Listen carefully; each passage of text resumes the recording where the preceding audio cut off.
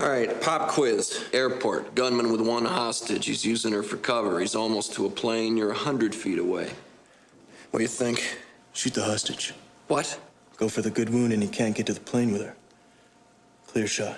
You're deeply nuts, you know that? All right, gentlemen, what we have here are 13 passengers in an express elevator. Bomb's already taken out cables. Bomber wants $3 million or he blows the emergency brakes. Anything else that'll keep this elevator from falling? The basement. He can strike anywhere, at any time. Will the mystery guest please sign in? Why are they messing with me? Do they think I'm doing this for fun? For LA cop Jack Traven, Tell me again, Harry, why did I take this job? Come on, 30 more years of this, you get a tiny pension and a cheap gold watch. Cool. the game began. Very exciting, Jack. Some close calls, huh? When someone put the city of Los Angeles to the ultimate test. Pop quiz, hotshot. There's a bomb on a bus. Once the bus goes 50 miles an hour, the bomb is armed. If it drops below 50, it blows up. What do you do? What do you do? Now, Are you insured? Yeah, why? he's the only solution. We just got a ransom demand from your terrorist. Says he's rigged the city bus. Where's Jack? Where do you think? Stay on or get off. Get off.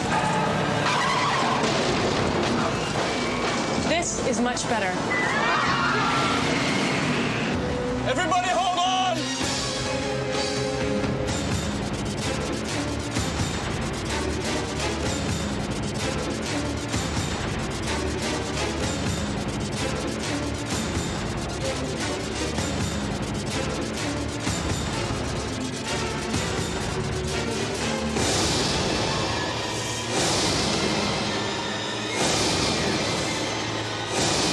Keanu Reeves, Dennis Hopper, Sandra Bullock.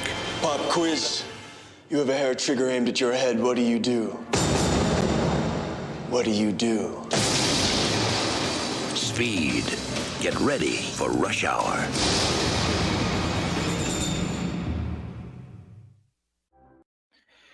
Greetings and salutations. Welcome to Movie Watchalong. This is, in fact, the 30th anniversary celebration of one of the greatest action thrillers of all time.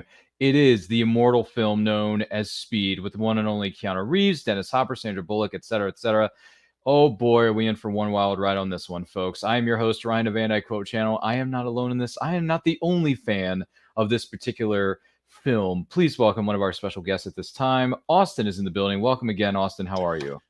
One of my favorite films of all time, man. I love this movie. It combines some of my favorite elements. It's an action movie. It's a one crazy day movie, which I love those types of movies, and just has a lot of great practical stuff. And it's just amazing. I can't wait to talk about it.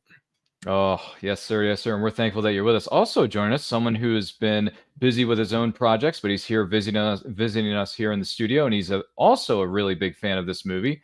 Please welcome Matt Kearns back. Matt, good to see you, man. How are you? Good to see you. I'm doing well. Yeah, this is my favorite action movie, so I'm very excited to be a part of this. Oh, it's going to be a lot of fun. Now, for those of you who are new to this series known as Movie Watch Along, what we're going to be doing here in a few moments is simply this. We're going to watch the movie. You're going to watch us reacting to the movie, but you are more than welcome to watch the movie in the comfort of your own home, whether through physical media or a streaming service. We're going to cue it up to the 3-second mark here in our virtual studios, respectively. We're going to hit the play button momentarily, but before we do, I'm going to give you the opportunity to get to know our panelists just a little bit better. And the reason we don't show the movie here, particularly on the screen, is because we want to respect the studios and the actors and the cast and crew for the hard work they put into making this movie, and we want to respect those individuals. So, with that being said, Austin, what was it like for you seeing this film way back when in 1994, or did you see it after the fact? Hold on, Ryan. I got gum on my seat. Gum. All right. Take care of that. All right. There we go. Anyways, no, I just took that. It's fine. Okay. No, I was too young, I think, a little bit to see this movie in 1994. I was only 8 at the time, but I saw it on TV a lot pretty soon after that. We owned it on VHS in the late 90s, along with Jan de Bont's other masterpiece, Twister. So I watched both of those movies a lot, and just got a whole lot of mileage out of it. Bought it on DVD, have it on Blu-ray, have it on 4K. It's one of those ones I've just bought on every piece of physical media you can buy. Like I said, I think it's phenomenal action sequences. This movie moves. There's not a dull moment in this movie. I love the score of this movie. It's one of my favorite action scores. And yeah, just tremendous stuff. And even Tarantino agrees it's one of the 20 greatest movies since 1992. He put it on one of those lists one time. So one of his movies as well. I was not aware of that, but thanks for sharing it. That's really more fun facts will be had during the course of this show. Thank you for sharing that with us. So, Matt, what was it like for you seeing this film way back when? Or did you see it many years later since you were fairly young? Yeah, I was born after this movie, so obviously I didn't get the chance to see it in theaters. But I saw it when I was in high school. I was just a big fan of action movies, and I remember specifically seeking this one out because obviously a big fan of the first 3 Die Hard movies, and this was sort of included in that kind of like post Die Hard. Oh, it was Die Hard on the bus, which I think that's a really lazy way to describe, like, okay, maybe stuff like sudden death, but then there's stuff like Cliffhanger and this to where I'm like, you're really stretching that. It's Die Hard on a da-da-da. And I loved it. And over the years, it's a movie I've just repeatedly gone back to, and it really, the reason why I'd say it's my favorite action movie is because it has all the elements that I like. It's got a good hero, it's got a good villain, it has a good pace to it. I like how the movie is sort of splits it 3 acts with action sequences. I think the supporting cast around Keanu Reeves is great. Sandra Bullock is wonderful. All the people on the bus, Jeff Daniels and the cops. Lots of great little character actors sprinkled in throughout the movie. Lieutenant Matt McMahon. So yeah, and yeah, the score I think is fantastic. It's so good. They used it in my favorite movie trailer, Braveheart, which I love that trailer. But man, yeah, when they throw the sword, I can't help but be like, that is literally the music from Speed, from right before the bus explodes. Yeah, watch the trailer again, and you'll pick it up. But yeah, I love Speed. I have to go back and look at that. Well, thank you for sharing that with us, both gentlemen. Yeah, for me, I didn't see this movie way back when in 1994, the year of our Lord. I saw it many, many years later, and as a matter of fact, I didn't see it until somewhat recently, about 2 years ago or so. I saw it because I've heard a couple of different things about this movie over the years, but I never really gave it much thought. And then I finally took the advice of my colleagues and friends and fellow movie lovers, and I sat down and I watched this. And as soon as the movie was over, I thought, oh my gosh, what did I just see? This is one of the best movies of all time. Like, it just knocked me right out of my seat. I thought, great performances, great story, great action. I mean, this thing just, and I agree with a lot of what was said earlier. This thing moves, man. Like, there is really hardly any time to slow down. I mean, it's ridiculous, but it's great. And Jan de Bont did a great job. Everyone else in it, some character actors such as Alan Ruck, Joe Morton, who we're going to talk about here later on as Mac. He was great. Like, they're all great.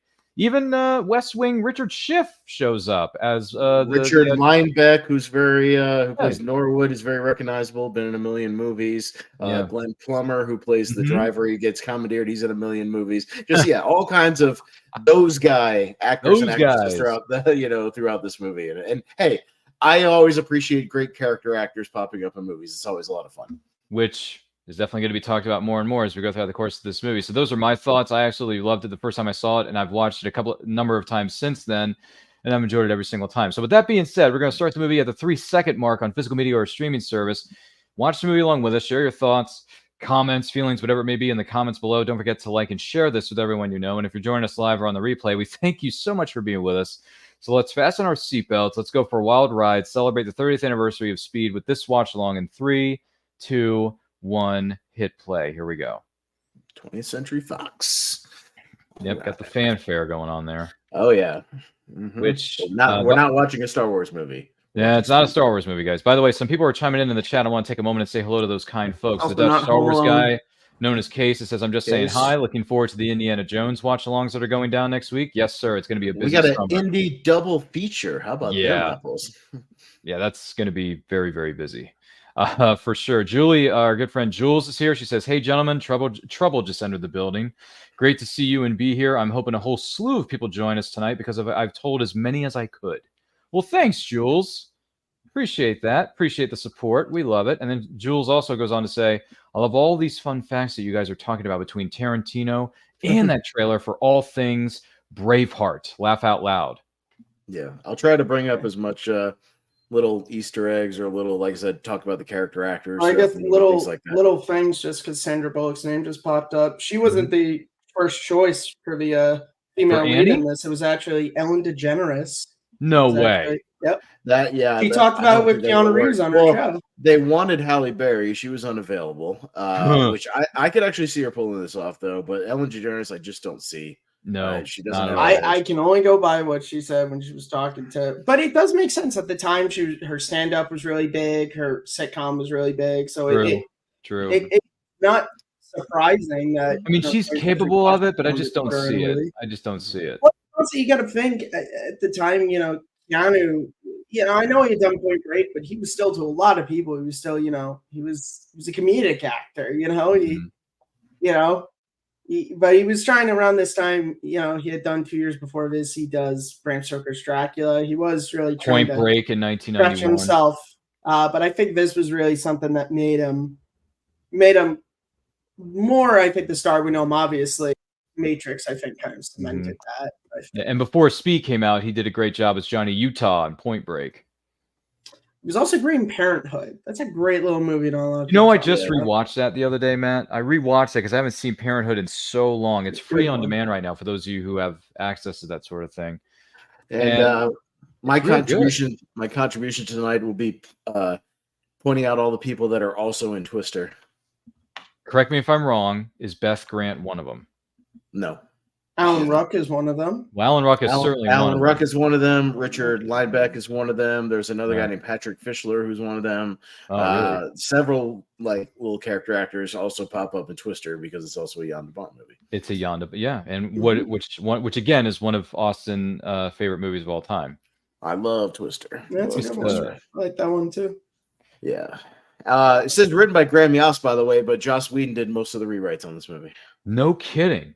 Yeah. Well, yeah, that was around this time. He was a punch-up writer. He was a touch-up guy. He did stuff on Toy Story, I think. Not mistaken. That was a lot of what he was doing. For those of you, and then he got to put his name on Alien Resurrection of all things. Oof. One of the first projects he really got to put his name on. Yeah. Lucky him. I like Alien Resurrection. I'm like one of the two people who like it, but I've only ever seen the first two Alien. But Jan de Bont, for anybody who doesn't know, was a John McTiernan guy who did the cinematography for Die Hard and for the Die Hards, yeah. Yes. Which explains why. Which is why this movie is so good. It looks amazing. Yeah, this looks. Yeah, and Die Hard is another one of the best action thrillers of all time. So yeah, so it makes sense. Which is fair. By the way, Jules is in the chat. She says, "My mind is completely blown that they were even considering Ellen DeGeneres. Oh my goodness, yes. Sandra certainly took the cake on this film." And then she also goes on to say, "Yeah, I don't see Ellen DeGeneres doing it as much as I love her." Okay, I think it's one of those things to where it's always hard. It's almost like the Tom Selleck. Oh, we got our first body count. It's almost like Tom Selleck being Indiana Jones. It's like Harrison Ford is so good in that. You're like, yeah, Tom Selleck good, but he couldn't have done that. It's like it's because we're so ingrained to Sandra Bullock being in it. Had Ellen done it, we'd all be sitting there being like, I can't see Sandra Bullock, the chick from Demolition Man, doing this. That chick from Magic or whatever, Tony, stuff like that. Yeah. Poor Tony, who gets a horrific death in Twister, but does not deserve it at all. He was just following orders. Yeah. By the way, the guy who just pressed the button again, he is in Twister.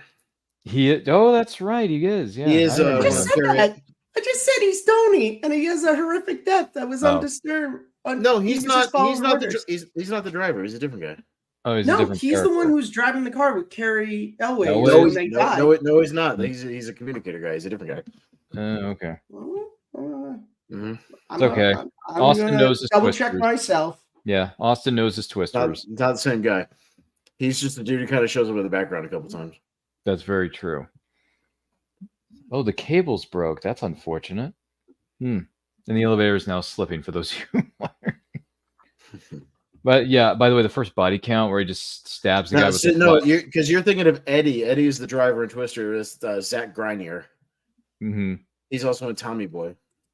Oh wow! Oh, wow. Eddie's the driver, not Tony.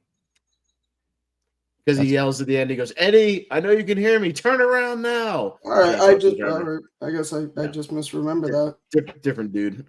By the way, another recognizable character actor that pops up. By the way, the gentleman who just said, "Gee whiz, Bob, what button did you push?" That guy makes a cameo in an episode of Seinfeld as Elaine's boyfriend. Yeah, really? One of her many. One of her many beaux. One of her many. Yeah. It's like a lot of. If you're looking for specifics, he shows up in the episode known as the Beard. So the Beard, yeah. That episode, Austin. That episode. Yes. Yeah. When. Hey, look, the car just jumped. Jumped over the edge there, and now they're putting on their light. They're putting on their vests.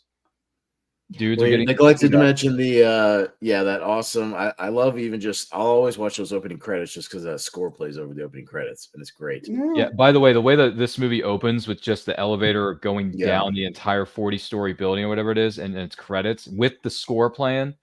Yeah. And by the way, the font that they use, the blue font, I thought it worked very effectively. Yeah, and I think the elevator sequence. I think it's a really great way to open the movie. I think you get to sort of see Jack and Harry working together. You get to see that partnership, which is important to establish because they're going to be separated throughout the rest of the movie. And then it's exciting to start this way. It's exciting to sort of get people into it. Mark, shout out to Mark Mancina, who does the score, who also does the score for Twister, which is why they're actually very similar. Like you almost could swap the scores for the two movies, and they would be very, very similar. That's interesting. By the way, Jules goes on to say, "I wish I could watch this movie with you at the same time as you guys, but I guess I'm going to have to go back and watch it later because I'm on my phone at the moment."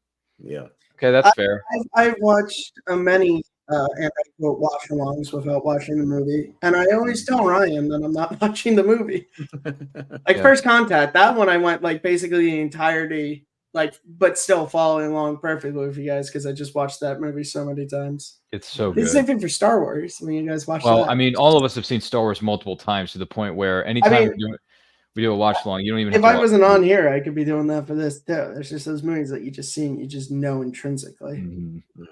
32nd Floor, I believe, is where they got off on. Let's see here. Jules goes on to say, "You're going to like this one, fellas." Jules says, "You guys have the best commentary. Can I take you with me to every single movie I watch, especially my Hallmark movies for Ryan, especially?" Oh my God. I only do this for watch-alongs. If you're watching a movie, I'm actually very quiet. I don't like to talk during movies. This is a special occasion. Yeah, because I don't know how interesting. And I don't watch Hallmark movies, so I apologize, but that's not. Hey, Danica McKellar is in a few of those, so I'll watch those. See, that's the thing, I'll watch those. Matt. That's the thing. Like, if I know a certain actress is in it because I'm a fan of theirs, I may just watch it because they're in it. Yeah, well, my mom that's like her guilty pleasure is like Hallmark Christmas movies. So I've seen Danica McKellar in a few because I like Danica McKellar. So I'm like, all right, I'll watch that. That's fun. Jonathan Frakes, I think, was in one. Yeah, he was.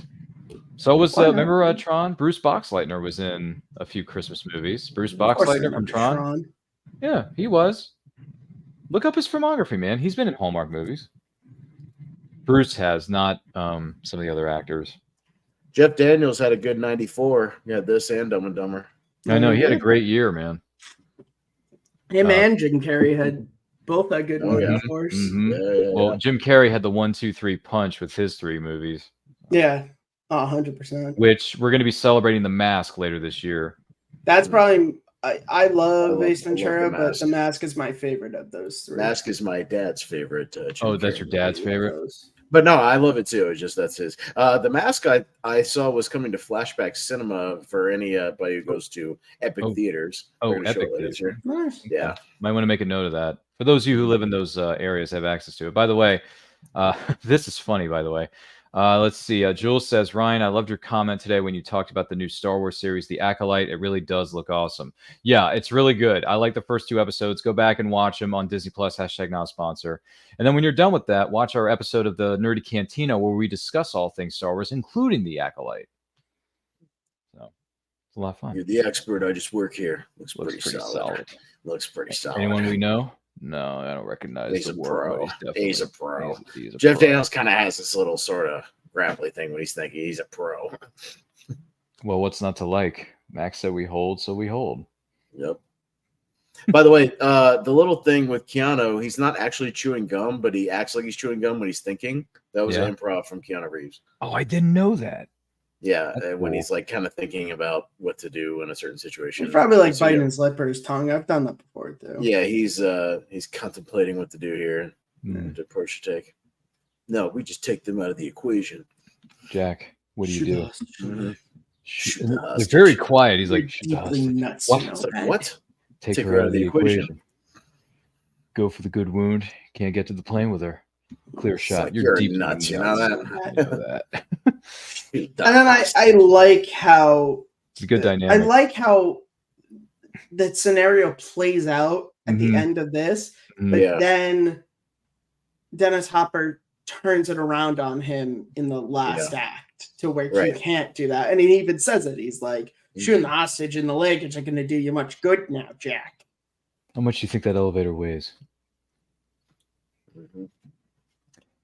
Maybe we can do something about those hostages. We're not going to shoot him, right? Jeff Daniels like, we're not going to shoot him, are we? I imagine a lot of these little quick punchlines were Josh Whedon punch-ups. You know what I mean? I like the pairing of them. I think it was smart. Like Jeff Daniels, it feels very not one-to-one, but it does feel very Lethal Weapon inspired, where you have the kind of more seasoned vet cop and then the more kind of like leap without looking. I think it's a really good pairing between him and Keanu. The casting is just great in this movie. And Julie's laughing at us for some reason because we said something that was considered funny to her. So that's why she's giving. Well, it's probably the fact that we're quoting the movie as we're going along. Just wait till we get to Batman 89. Batman 89 is going to be a quote along, guys. Yeah. That's going to be a long night for sure. So that one, you won't have to be watching the movie. We'll just quote the whole movie for you. Austin, myself. We got how many people we got for that booked again? We got 4 people that night that are going to be in the studio. And you guys are going to have a packed house. We're going to have a really packed house, which means the 2 guests are going to be on. It's me. Who do we have on set that day? It's going to be Austin, myself. I think Aubrey said she wanted in on that. And then who was the other one? I'm trying to think who the 4th person was. It Jen? No, I think it was Martha. Yeah, Martha's. Why did you say that name? Martha's going to be on with us that night too. So it's going to be wrong, Batman. People. That's Batfleck. Well, she's my friend. So what are you going to do? Chico watch. I remember when I first saw this movie, thinking I was so clever because when the bomb has the watch, I was like, "Oh my god, he was a cop!" Because 30 more years of this, you get a deep pension in it. I was like, "Oh my god!" Watch. That was like a huge 13-year-old Matt was like, I'm smarter than the movie. I'm smarter than you. Oh, yeah? Well, I'm taller.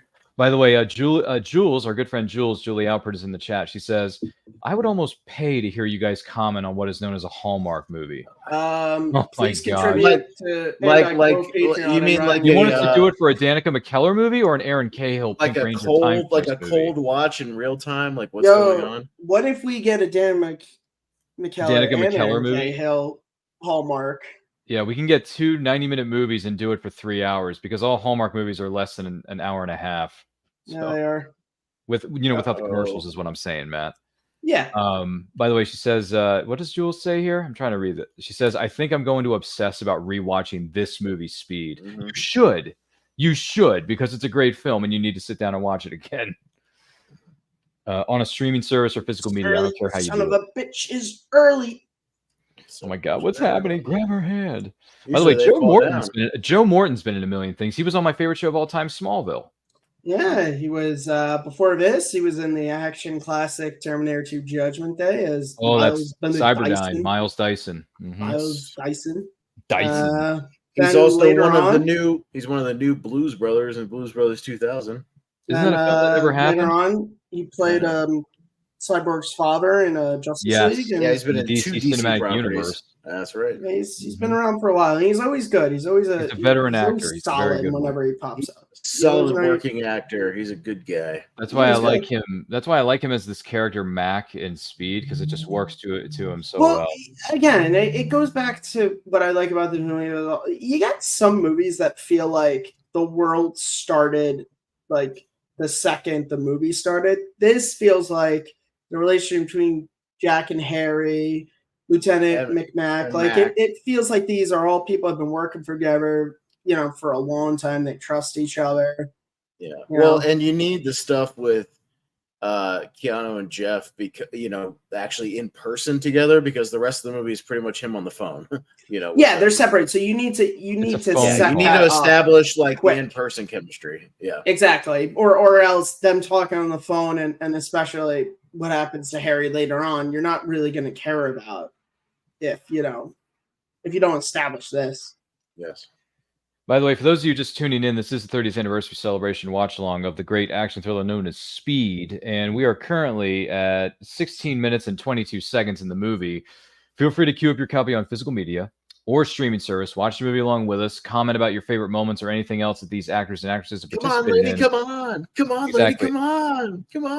Thank you, Austin. Feel free to comment along with us in the chat. Don't forget to like and share this with everyone you know. And if you're watching us live or what is known as a replay, we thank you so much for being with us.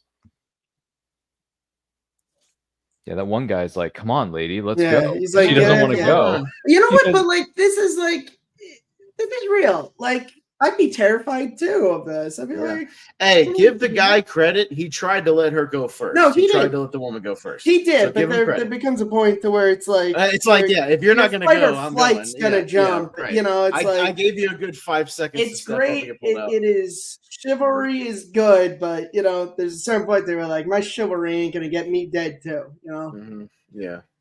Oh man, that elevator's toast. Boom.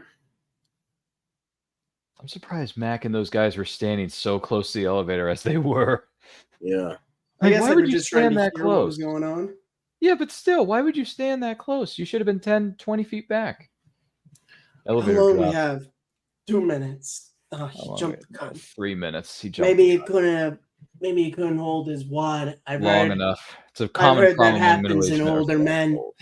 There's a lot of good zingers in this from Jeff Daniels. There really are. Maybe he couldn't hold his wad long enough. It's a common problem with middle-aged men, or so I'm told. No, he's here. He's here. You want to see this? He couldn't. He knew we were up to something. He could have blown it from Placoma. Then he'd want to be mobile. He's close by. He's not going to core himself in a building. We evacuated anyway. Come on. All right. Where would he be? Mobile. You want to want to stay mobile, right? Checked all the elevators. Service elevator. About the freight elevator.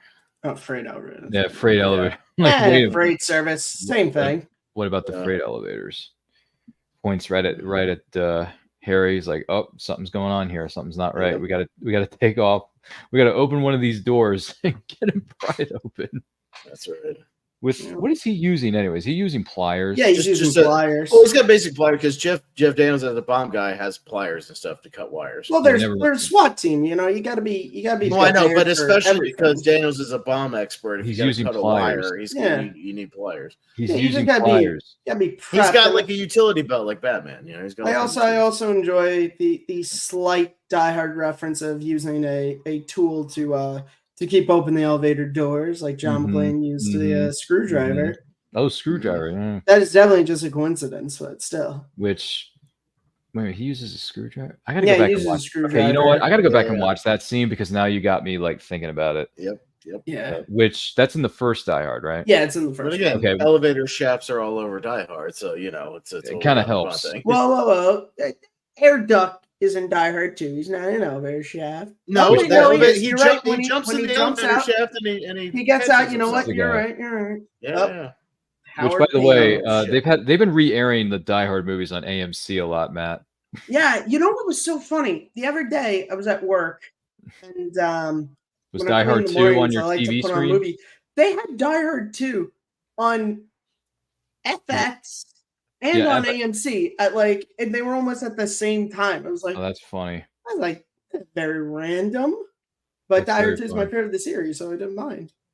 You're like, hey, I could just watch this on either channel. Yeah, I went with the one that was earliest in its airing. So, Jeez, that's a nice device that this criminal uses to make people think he's on a certain floor of the building. yeah, it's impressive. Yeah. Well, as he says, he says to Jack, he spent a long Let's time go out on the third planning floor. this At least that's job. what they're gonna think. He's gonna make him think he's on the third floor, but in reality, he's on what, the garage floor? Yeah, he goes to the basement, but he goes to makes the them basement, think that he's on third floor. third, yeah. Which is like, okay, I get that, but it's like also like at that point, wouldn't it be smarter to send them to like the top floor just in case Jack or Harry like radio it in? Because it's easier to get to the basement from the third floor than the 48th. Oh, here comes the line. There it is. Chat. Oh, you mean this? Oh my! You mean shirt? this on Austin's T-shirt? Pop quiz, hot shot. What do you do? There's going to be 50 cops waiting for you in the basement. Oh, standard flanking deployment, right? Well, maybe we'll just get off on the third floor. At least that's what they'll think. P1, but he wants to make it look like he's on going to third floor. Hey, that's actually not a bad, like what he said up there is a pretty handy device where like, it'll display one thing, but he actually goes. Yeah, it definitely helps you. And I think it also goes back to, trying not to spoil the movie for people who haven't seen it, but it also goes back to what we find out later about this villain, that maybe there's a reason he knows how they're thinking. Things. Yeah.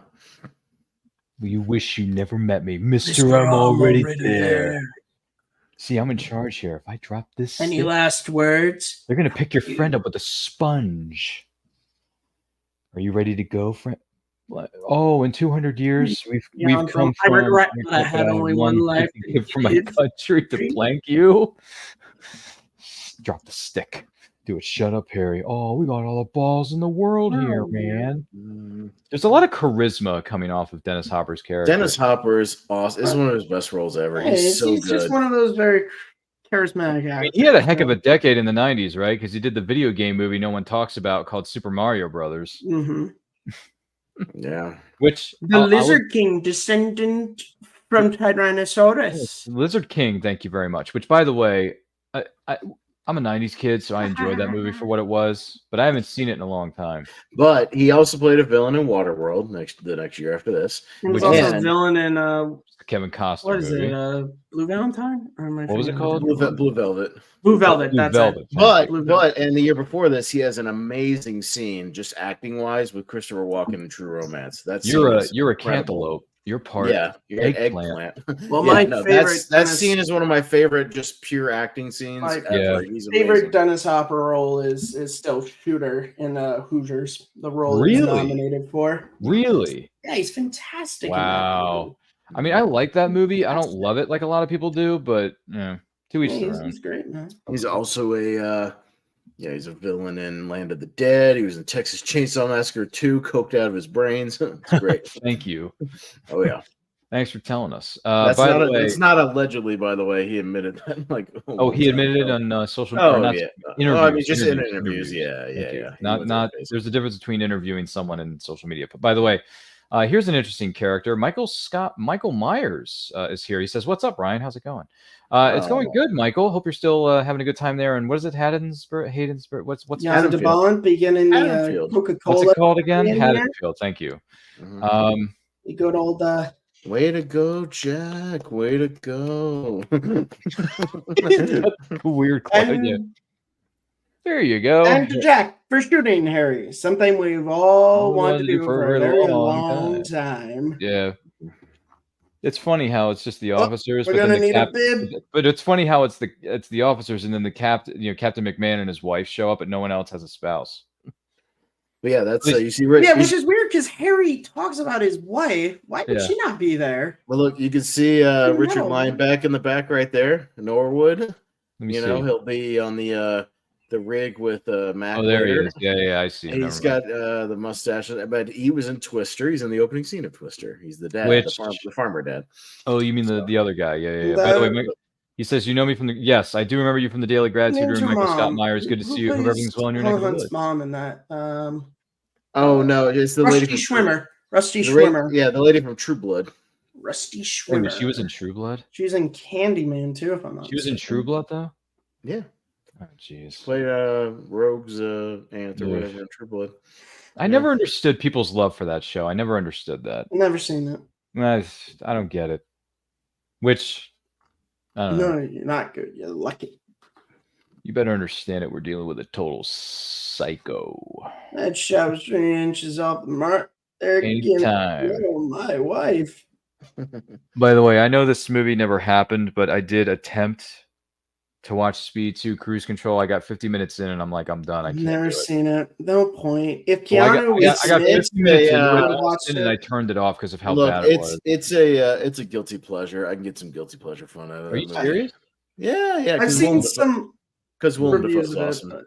He's great. My one thing is from the stuff I've seen of it, it's so clear they wrote the movie to be Jack and Annie, and then Keanu was like, "I'm not doing this," and then magically she dates a guy who just so happens to work in the police department, in the exact same SWAT department, or the exact same commanding working officer. With Mac. Yeah.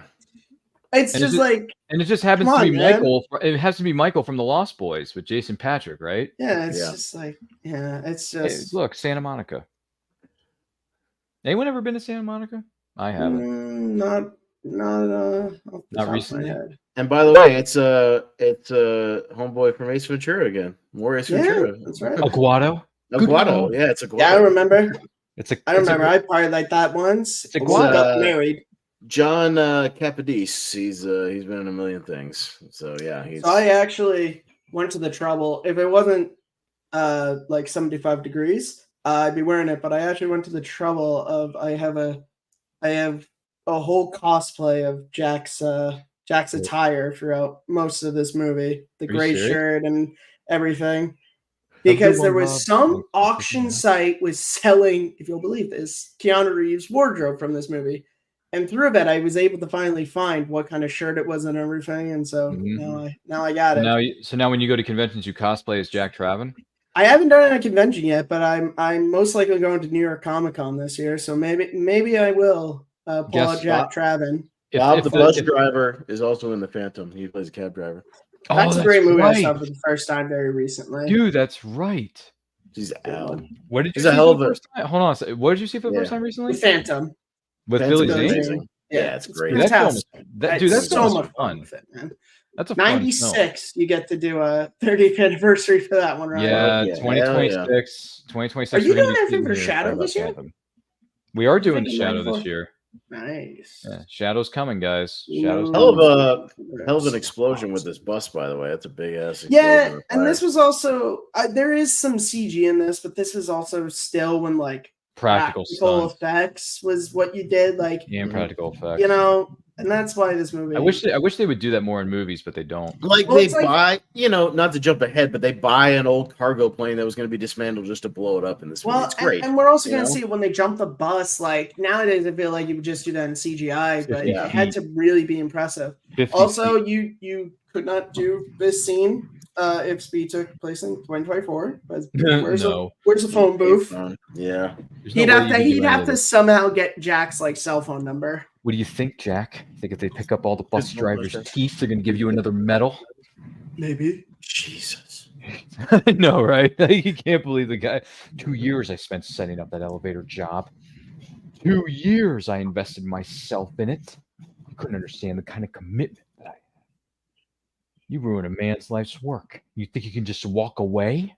By the way, Michael Myers says, I've subscribed to this channel and I've turned on notifications. Thank you. Michael. Thank you. I'm glad you made it to this watch. Well, we got a lot of watch-alongs coming up, so watch out. Yeah, we're doing a double feature of Indiana Jones 2 and 3 next week, and that's going to be wild. Yeah, what is it? Temple of Doom on Saturday, and then we got Last Crusade on that Sunday. Well, Last Crusade for Father's Day. It makes sense. Yeah, that's going to make a lot of sense. I got some thoughts about those movies. I like those movies are awesome. Oh, they're all saying. I I got feelings on Last Crusade that's not shared by a lot of my friends, but What do you do? What do you, What do you I want to do? know what, I want to know what bus it was. You think I'm going to tell you that? Yes. Yes. Yes. Now, there's something that I always Very like to point out to people that a lot of people don't notice, that it's just a funny little movie thing that I'll point out. It's coming up here. You take any passengers off the bus, I will detonate it. I want my money by 11 a.m. And he's got less than 3 hours to do this, which is absolutely insane.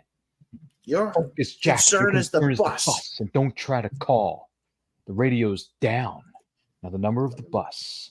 2525. It's at the corner of It's running downtown Ocean from Venice. Park, Maine. He says Ocean Park in Maine. So, all right. So right here, Jack gets in his car. And he drops the coffee. Yeah, his coffee is just on top of the car. You just, it's just like, I want the moment where it just goes flying and hits somebody.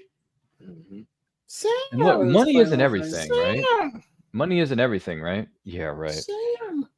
Yep. Here's your introduction to Sandy B, which a year after her kind of intro to Demolition Man, people in Demolition Man, of which she's fantastic in. I don't like the movie, but I like her. Really? I like surprising. Here's what I like about Demolition Demolition Man. Anything that happens in Love it. Demolition Man is specific to the verbal morality statute. Those are the best scenes, in my opinion. Some Demolition Man. No, I'm not a fan. But you know what else is cool? Jules Alpern says, Myers, I'm so glad that you made it to this show. Now it's a party. Sure Yes, it is. And we're happy that you're here. And we're happy that everyone who may be watching this live or on a replay is here. Not only are we enjoying the Speed 30th anniversary watch along, but we are at 31 minutes and 50 seconds. No, I was talking about me. That's funny. Not that I could really hide it, though. And someone is clearly quoting the movie too much while I'm trying to do a sales pitch. So if you want to watch the movie along with us, which I know you want to do, queue up your copy on physical media or streaming service. Oh, wait, my line's coming up. Thank you. You're welcome. Exactly. Don't forget to like and share this with everyone you know. Let us know your favorite things about this movie in the comments below. And if you're joining us live on the replay, we thank you so much for being with us. And this is Austin's favorite scene. Yeah. You know, geez, I got gum on my seat. Gum. So I don't think we ever learn Unruck's character's name in this. So in my headcanon, he's just Cameron from Ferris Bueller. His credited name is Doug Stevens. I don't care if they don't say it in the movie. His character name is Stevens. Also, he was supposed to be an asshole lawyer originally, and then they changed I wonder it if you guys will get this reference to one of the bus members, but I'm not sure if this bus is totally committed to Sparkle Sparkle. They probably shined it. I don't know. What is it called? Spit shine? Maybe a wax? No, I'm talking about Donnie Darko. Never mind. The actress who I don't like Sandra Bullock. I've never seen Donnie Darko, but I heard it's a messed up movie. I am not a fan. Not a fan. I'm not really a fan, Joe. It's just I always like to make that joke because that's a Donnie Darko. Like, it's just one of those strange lines she says in that movie, which is like, I don't think you're fully committed to Sparkle Sparkle. By the way, Michael Scott Myers says it's not a party unless we have cake and ice cream. Well, if you want to have cake and ice cream in your neck of the woods, you feel free to do it. By the way, speaking of filming locations, Jules comments this. I was in Santa Monica in April for my nephew's bar mitzvah at the time. Laugh out loud. It's cool. And I met up with our friend Jordan there, Ryan. Oh, that's cool. I love Jason Patrick, or I did. He was creepy but hot in The Lost Boys. Oh, you mean, yeah. Jason Patrick, I gotcha. He was creepy but hot in Lost Boys. That's understandable. By the way, it's too bad we didn't do this 2 years ago because Lost Boys turned 35. No, I've never seen it, actually. Oh, The Lost Boys is a good vampire movie. I've heard it's a good one. It's a really good 80s film, isn't it? Austin, are you a fan of Lost Boys or not really? I like Lost Boys. It's not like one of my favorite movies ever or anything like that, but I like it. Yeah, it's a good movie. You should check it out. One of Schumacher's better movies. Yeah, Lost Boys, you mean? Yeah, it's a good one. I like it. I put it in his top 5, not top 10. Falling Down's in his top 5. I still have never seen Falling Down. Falling Down is amazing. That's a great movie. Who's the lead cast in Michael Douglas. Michael Douglas, man. Yeah, and little Robert Duvall too. Okay. Well, guess by the way, when he hit the window and actually broke it for real, and that wasn't supposed to happen. They had to keep it, and they had to keep that in continuity with the film. Jan Devon just liked it. He liked the fact that he just did that and just left it in. So it's because he's the one. He's got too much power. Yeah. By the way, this is funny. Jules says, I fell in love with the actor Dennis Hopper in the film Hoosiers. Fully agree with you, Matt. Now, don't get caught watching the paint dry.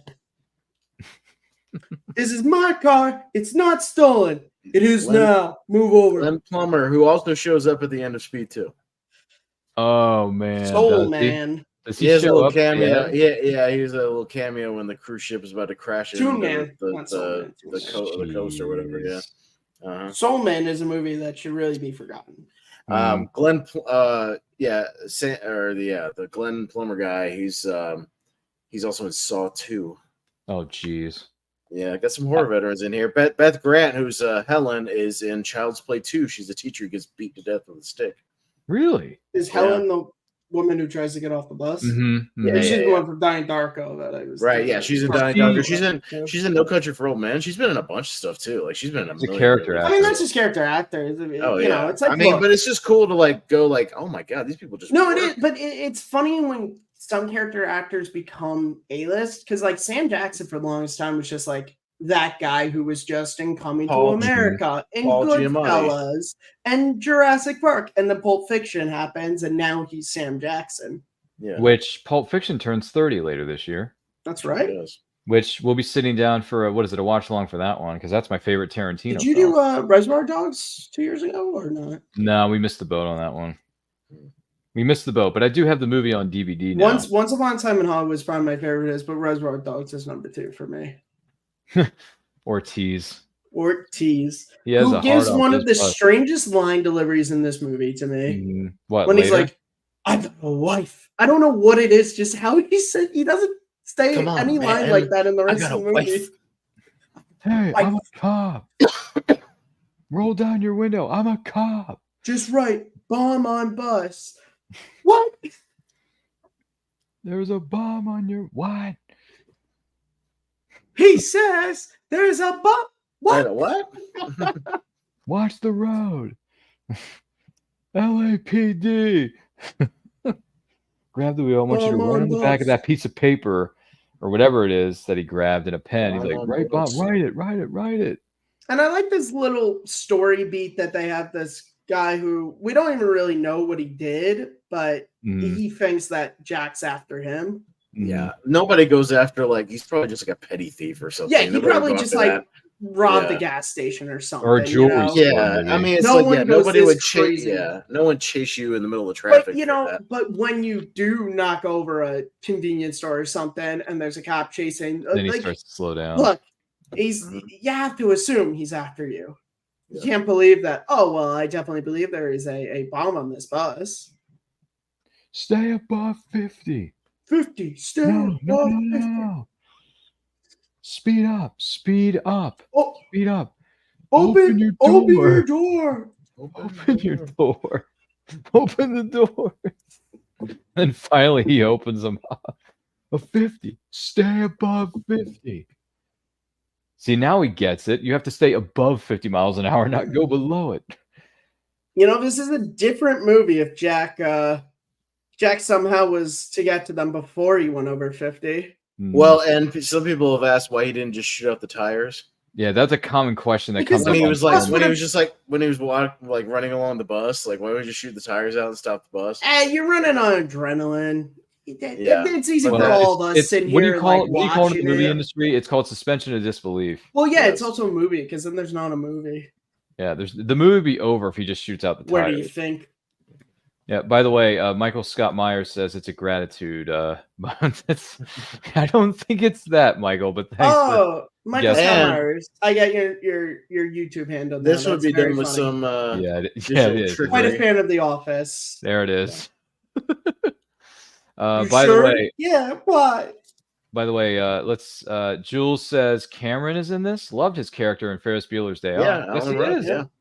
Alan Ruck is in this movie. And he's also Rabbit. He's Rabbit in Twister. He's also in Cheaper by the Dozen. He plays Steve Martin's rich neighbor. And he's in Star Trek First Contact. He's the captain in the beginning of that movie. Generations. That's right. Generations. Yeah. I meant to say which is one of those movies that's kind of more or less forgotten because it's not that good. No, it's good when Kirk and Picard are together. But the rest like their scenes are good, but like the rest of the movie, the movie around them is really bad. Let's appreciate a hell of a stunt here, by the way. Yeah, did he do this or the stunt guy? Probably not. I'm gonna assume they the wouldn't have stunt let guy. Keanu The do stunt that. guy did that particular one, but Keanu did a lot of his stunts. Boom. But Ooh, a stunt professional did that. Dude, that car just hit a This bunch of movie water and barrels. Patriot games gave me a fear of ever running into those things on the highway. When did Patriot Games come out again? 92. Darn it, we You missed missed it. the boat, but Okay. We'll do it in a couple of years. Clear Present Kearns. Danger was 94. It's 94, yeah. So you might be able to do Clear Present Danger. I didn't. Well, like yeah, it. because Some of All Fears was 2002, so you missed that one. When was Shadow Recruit? That was 2011.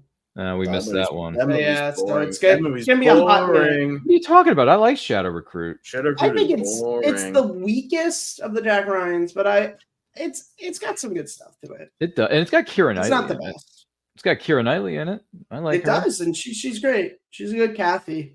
It's not my favorite though. Bridget Monahan is my favorite Kathy Ryan from. Okay, that's fair. She's good. No, Obviously, the you're best man. of the whole franchise is Hunt for Red October.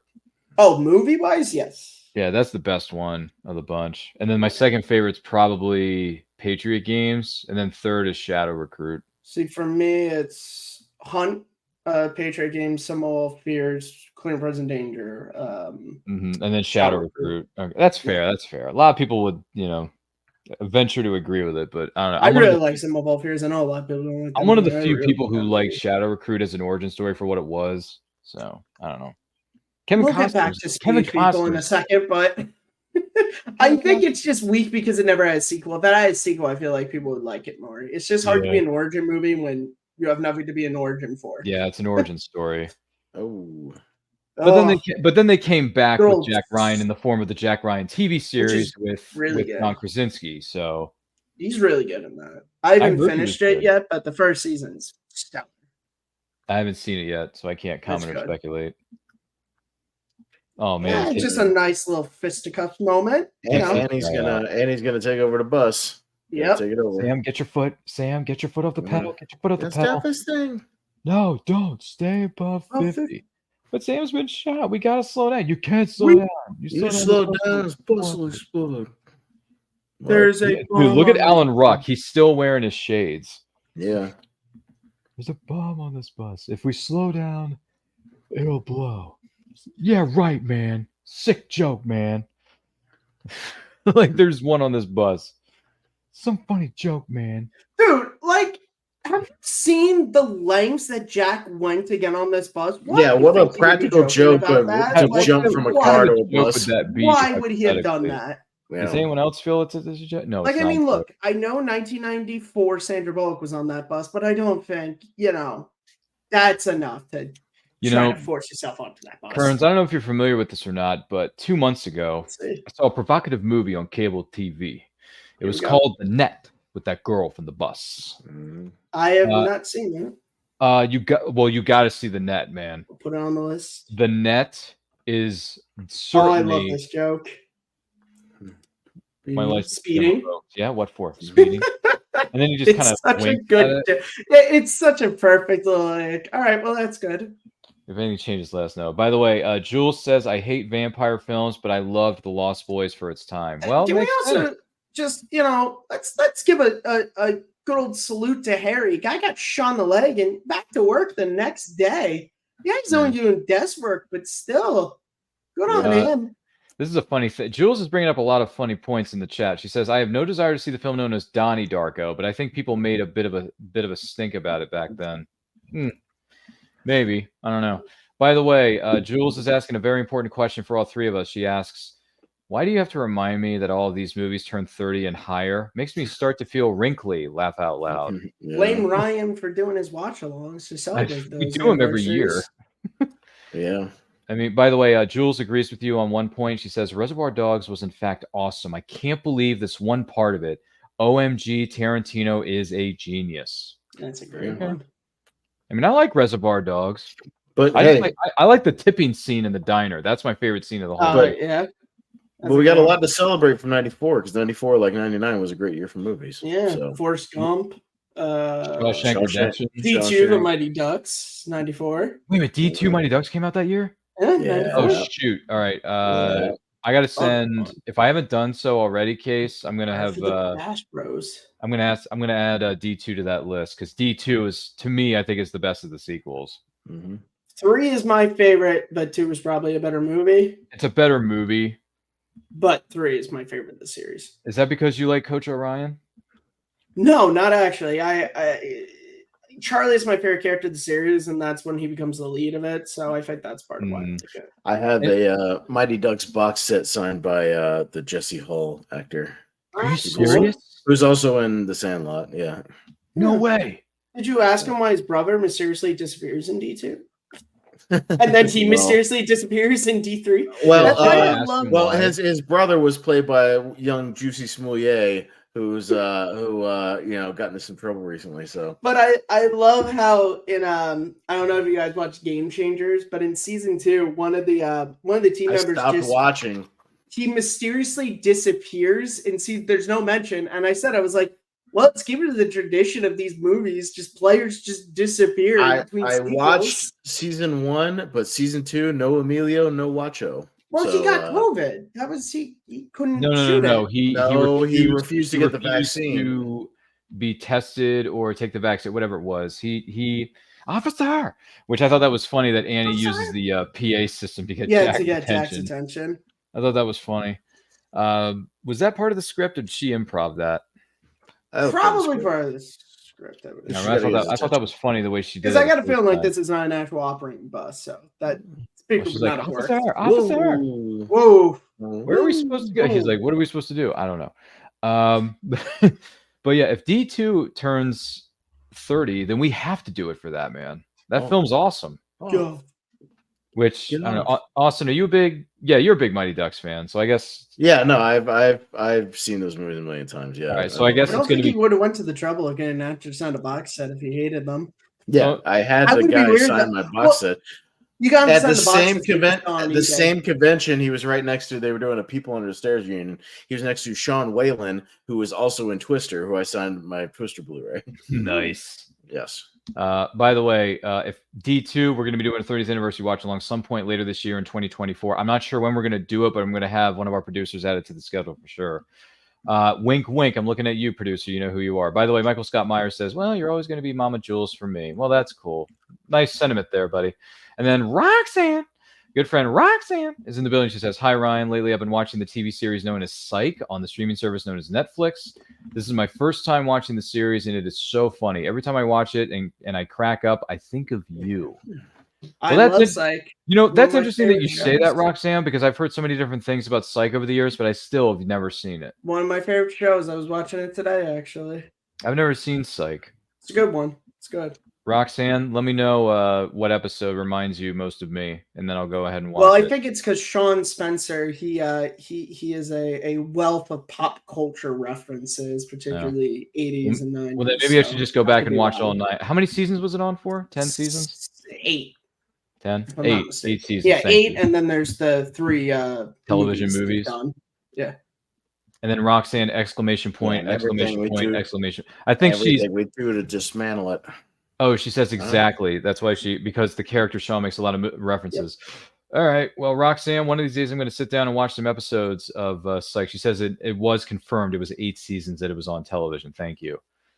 All right. I'll have to watch it then at some point, Roxanne. Let me know. We'll get it done. Definitely get on that. That's a good Mac, where have you been? I had to bail on the freeway. We're in the city. I can see you. Just keep going straight. Great. I'm trying to clear the road for you. Just stay online. Stay online. Dump trucks coming, by the way. And then she's giving us a heart emoji. Isn't that special? Thank you, Roxanne. It's some rough timing with traffic, huh?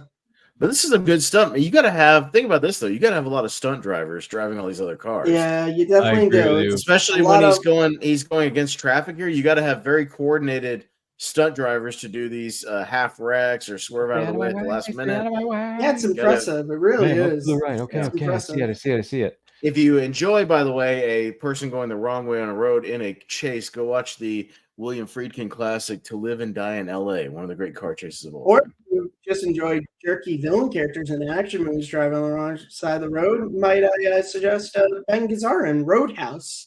Just being an absolute jerk, swerving in and out of the road, almost run Dalton off of the road.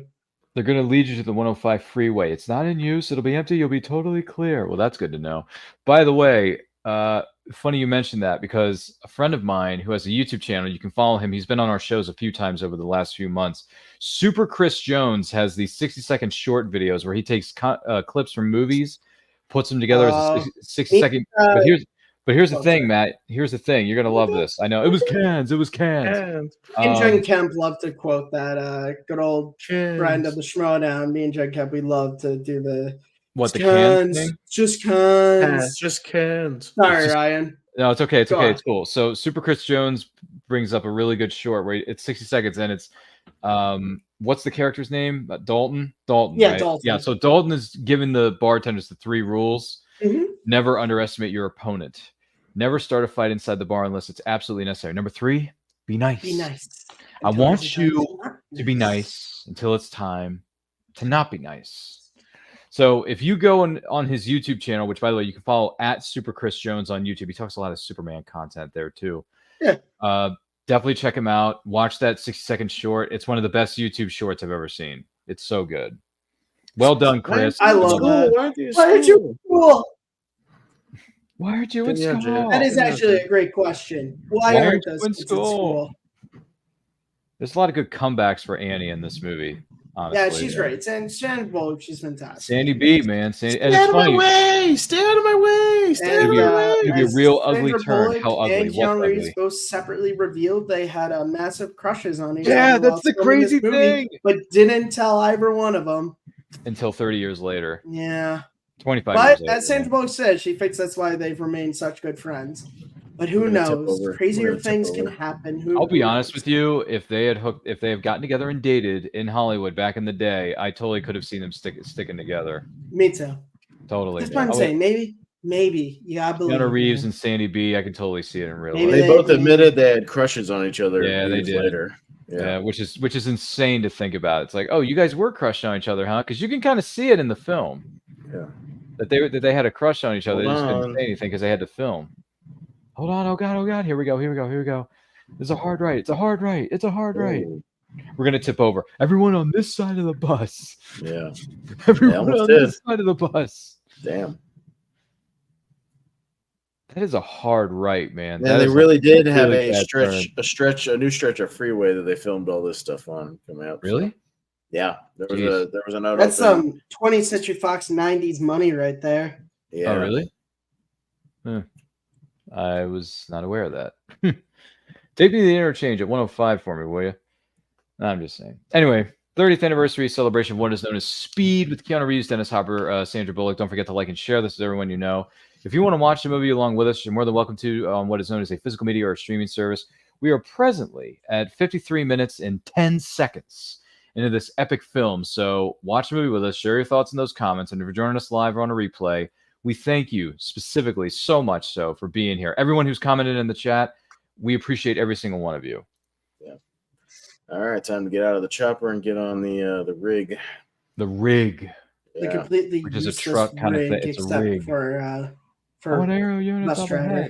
Well, yeah. But I mean, their plan was to get everybody off onto the rig, so it's not. Yeah. I know. It's just it ends up, it unfortunately ends up making more complications. Yeah. Now they're on the 105 freeway. But that's, sometimes these action movies, you have to have, stuff happen to nice characters to really show how bad the villain is. Roxanne giving us a smiley face and stars in her eyes. Okay, well, thanks, Roxanne. I guess that means you're really enjoying this feature presentation of. Or she's giving that emoji to the notion of Keanu Reeves and Sandra Bullock getting together. Having crushes on each other, yeah. Maybe that's. Maybe we're all wishful that had went down. Annie, as opposed to ma'am. Yeah. Yeah. Okay. See, there's that smile. There's that smirk. Fantastic. So why is this all happening? What do? We destroy this guy's country or something? No, he just wants money. A while back, he held people for ransom. No, it's just a game. All he wants is his money. I don't buy that. It's not a very good way to make money. Tomorrow will be the same thing. So, I'm not available to drive tomorrow. what's this guy's deal? A while back, he held some people for ransom. It went sour. Now he's a little, pissed at me. What does it have to do with us? Nothing. Just a game. If he gets the money, he wins. If it blows up, he wins. Roxanne giving us 3 laughing emojis. You're really enjoying this commentary, I can tell. Thank you, Roxanne. We appreciate you as well.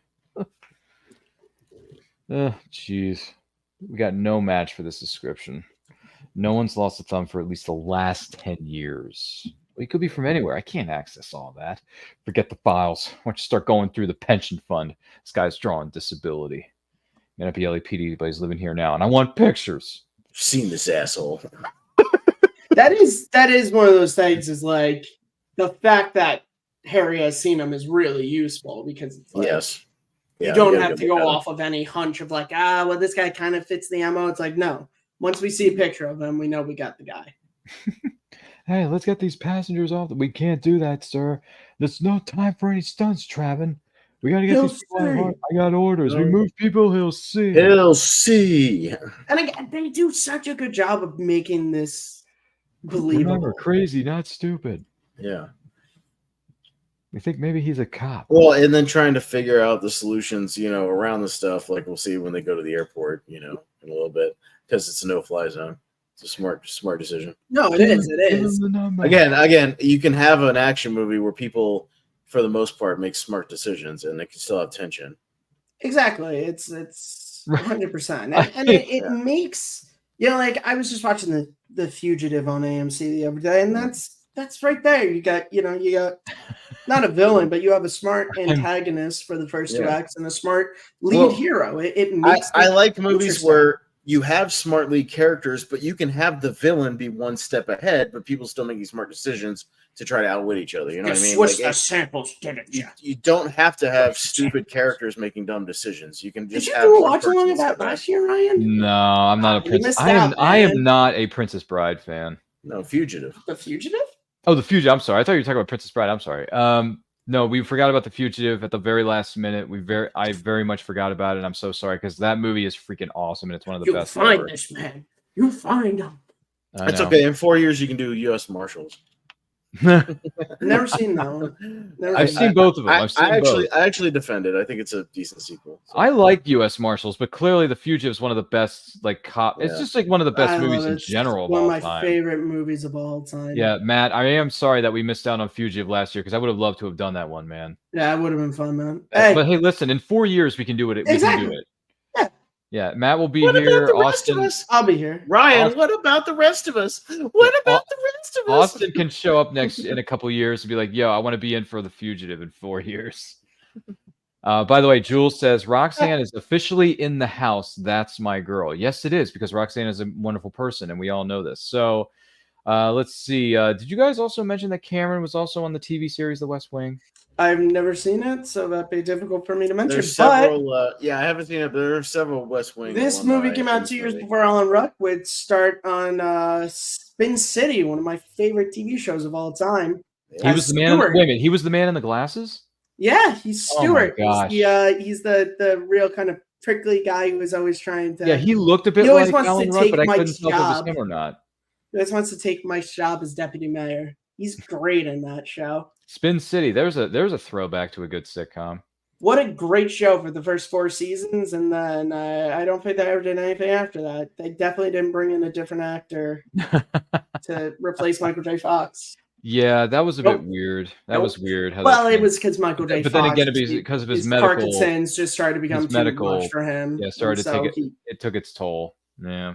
But then also over like Connie Britton left the show. A lot of people left the series when he did. So it's not the same show. Just watch the first 4 seasons. No, Helen. No. But then again, when you pull a Wayne's World 2 and say, Garth, it's Heather Locklear, and she's signaling to us, there is a guy, Heather B. That is true. Heather Locklear is in the last 2 seasons. Well, she is in some. Heather Locklear's a good television actress. I'll give her credit. By the way, Roxanne Christian is saying, Jules, aw, man, she's happy we're all here. Helen got runned over. Poor Helen. Mm. But also talking about Heather Locklear and Cops, Heather Locklear was great on TJ Hooker. Yeah. It's a freaking great show, man. Wasn't she brought in the second season? No, she was there from the first season. Oh, she was there from the get-go? Okay. Yeah, she's there from the So get-go.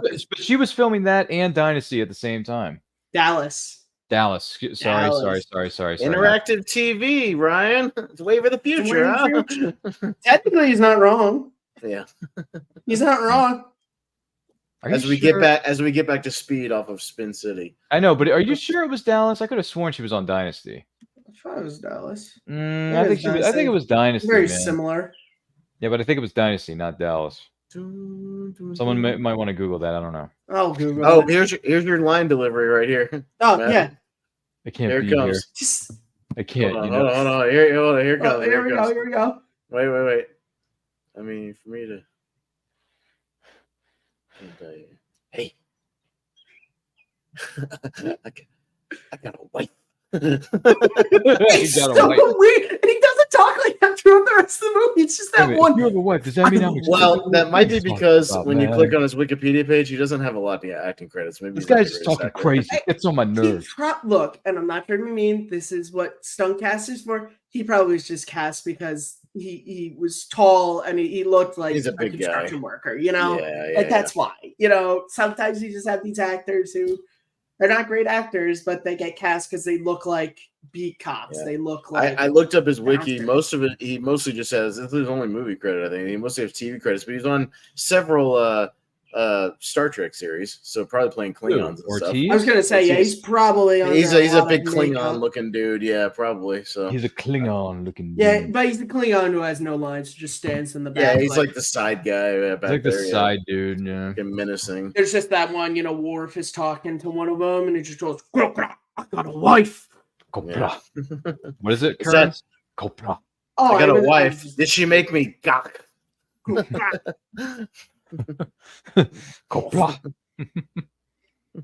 Dude, I gotta send you guys this. I gotta send you this.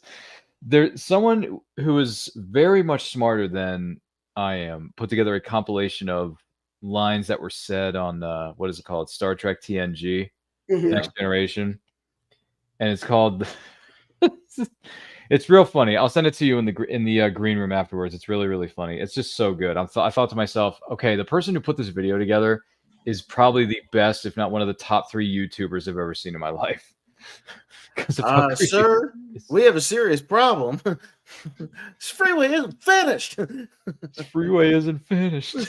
I do like his Larry, like in these couple of lines. Freeway isn't finished. The aero unit about 3 miles ahead. I guess they fell behind. Sections missing. Oh, Ryan, you were correct. It was Dynasty, not Dallas. Yep, she was filming both shows at the same time. Finished on the goddamn map. Well, TJ Booker is the better show anyway. By the way, this is a good question. Fired. By the way, the chat has a really good question, and I'm telling you, I plan on watching this when I have an opportunity to do so. Jules, I just want to make that perfectly clear.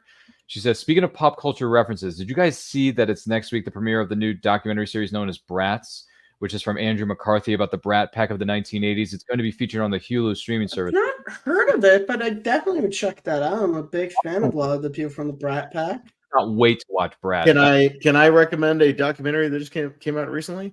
Which one? Jim Henson Idea Man. Yes. I haven't watched that one yet. It's fan-freaking-tastic. Get on it, man. It's really good. Dude, that is an hour and 45 minutes you're going to love spending on that movie. Yeah, well, I'm a big Jim Henson fan. That documentary. Ron Howard did it. It's spectacular. That's why I'm so annoyed that I have my dates mixed up for the anniversary re-release of a Muppet movie from Fathom. Yeah, I had the dates wrong. It was June 2nd and 3rd. I thought it was later. And then I was like, oh, God, I missed it because I love the Muppets. I would have loved to have seen that movie in theaters. Definitely watch the documentary. It's really, really good. Yeah. It's definitely it's very heartfelt too. By the way, Jules says, do we know if anyone got hurt while filming this movie, Speed? Nobody got hurt, but there's a lot of stunt work. But hey, all these kudos, and they're finally considering, I believe I saw an article about the Oscars finally having talks about a stunt category at the Oscars, and that would be well-deserved because it's needed. It is, but it's funny. On the John Campea show, they were talking about this, and they did bring up a good point, which is it's a very hard category to bone on because it's like how do you compare the stunts in like Creed 3 to Top Gun Maverick? Mm-hmm. You know, well, you let stunt people vote on it, just like how they let every other thing. I'm not disagreeing. I'm just saying it's a hard fight to vote. You know. Well, I guess you could put it that it could be a difficult. You know what I'm saying? Because it's just like there's different, kind of stunts. But definitely is well deserved. 100%. There were a lot of stunts going on. Talking about stunts, Fall Guy, great movie. If you haven't seen it, guys, great blockbuster. With Emily Blunt, Ryan Gosling. Yeah, I had a ton of fun with that movie. By the way, I'm not even listening to the movie, but I know the score cues in this movie, like when they hit it. Like I'm not even listening to it right now, but it's it's a good score. So fun story about this movie. It was the day before Thanksgiving. I was in high school. My sister was home from college, and I'd put on. My family were kind of just all lackadaisically around. I put on speed because nobody was really watching TV. And my whole family got into this. And my sister, during this moment, was like, they're not going to make that, right? Like, they're not going to, because I purchased it on her phone. She got so into it. She loves this movie now after that viewing. This is her favorite action movie, too, now.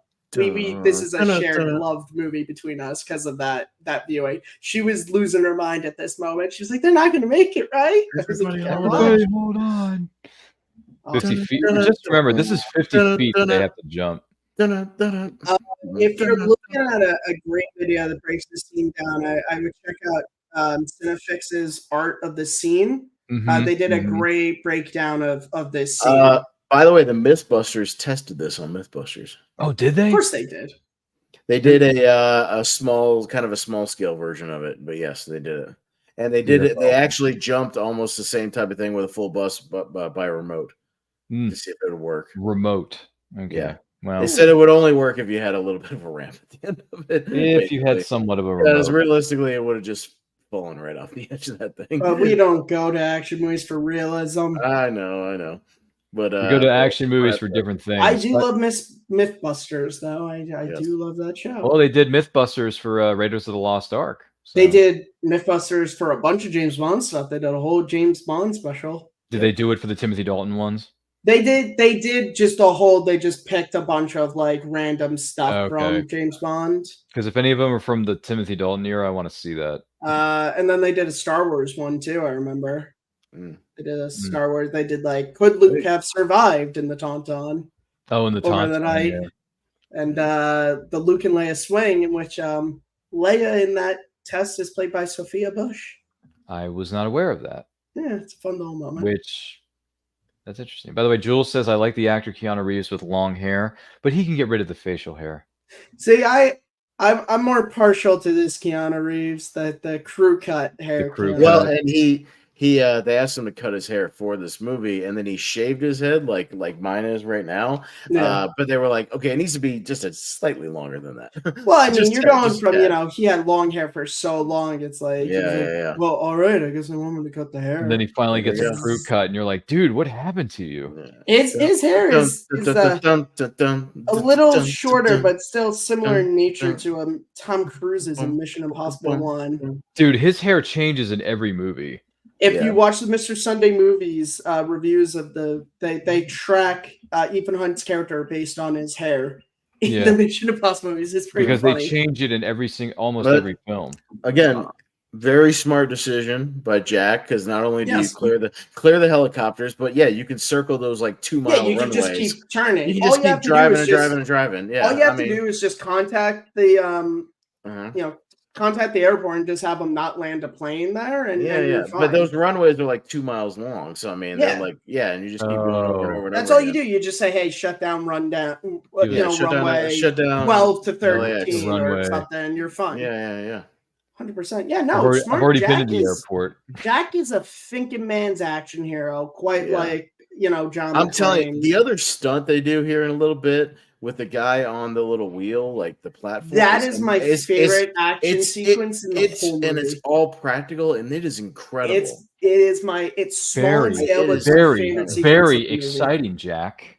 Close calls, huh? You've done right for yourself. What do you want? I want money, Jack. I wish I had some loftier purpose, but I'm afraid at the end it's just the money, Jack.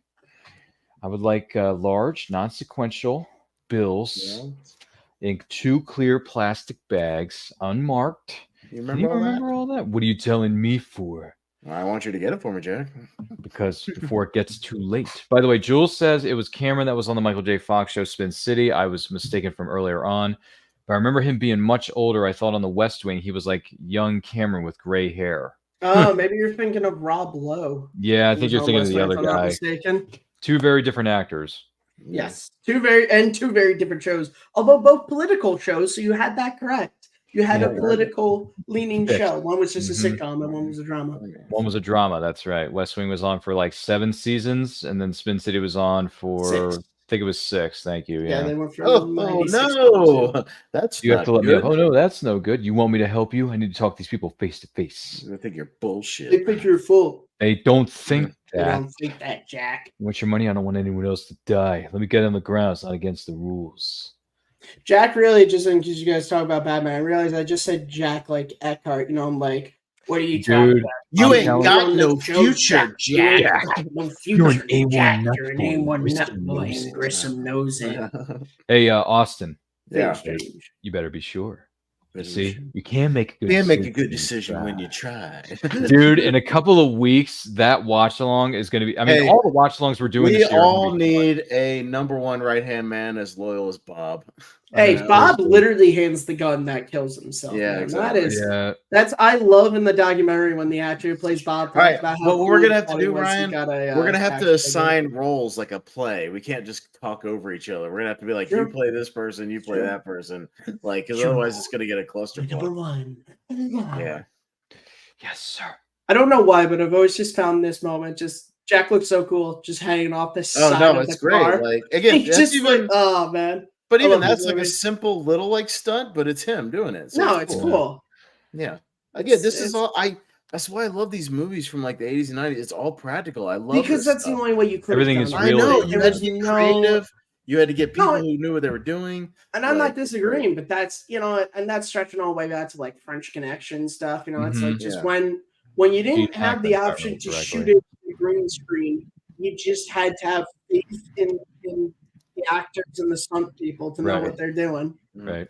By Well, the way, we just talked about Roxanne is another- giving us a round of applause. Thank you, Roxanne Christian. Thank you, You're awesome, Roxanne. too. Round of You're applause awesome. to you. Well, here's a cheap plug for you, Ryan. We just did another Keanu Reeves movie where he does a lot of his own action. John Wick. From last weekend, John Wick That's celebrated 10-year anniversary. That was a lot of fun too. So you can go back and check that out. Ryan and I Yeah. talked about that movie for an hour and a half. So I know that movie went by quick, man. Yep, yes, that. yellow line. This stunt right here Yeah. is incredible. I Like love I said, this. this is my favorite action sequence out of the movie. Is Dude, Jack. got and his the vest women. on. Because got when the they get the boots on. shot of him, like the wide shot, and it's a real dude, like do it, you're just like, what? I love the moment when it breaks and he just has to grab and he's holding on to the butt. It's Kind of reminds you of so- the truck chase in Raiders of the Lost Ark. That's probably It what they're does, going yeah. for. It definitely has Which elements of it. Yeah. is it? 100%. Is it 2 years? 2 years from now, it'll be the 45th anniversary of Raiders. 81. Yeah, so we got to do an anniversary watch along for Raiders of the Lost Don't Ark get dead. Well, yeah, you gotta complete your trilogy, because we're doing 2 of them next weekend. and there will be a number of years before you can do Kingdom and Dial. Yeah, we ain't doing that. We're not doing those 2. No, those don't exist. We're not doing those 2. As much as I like Dial of Oh. Destiny, we're not doing it. I mean, I don't like Dial of Destiny, but I like But what's the? Look at this shot, man. This is amazing. Look at this. Look at that. This is so good. I'm looking at Like, it. I'm looking I at know. it. I know. I just mean I'm like looking- anybody who hasn't seen this movie, just like. By the way, Jules Jules says I love Heather Locklear. Well, who doesn't? Yeah, I was You gonna know? say, who doesn't love Who doesn't? By the way, those of you just joined us and wondering what the Bantha fodder is going on, this is the 30th anniversary watch-along celebration of the great action thriller known as Speed. We are at 1 hour, 13 minutes, and 52 seconds into this movie. So queue up your copy on physical media or streaming service. Watch the movie along with us. You can comment along in the chat. Don't forget to like and share this with everyone you know. And if you're watching us live or on the replay, we thank you so much for being with us. Good stuff, gentlemen.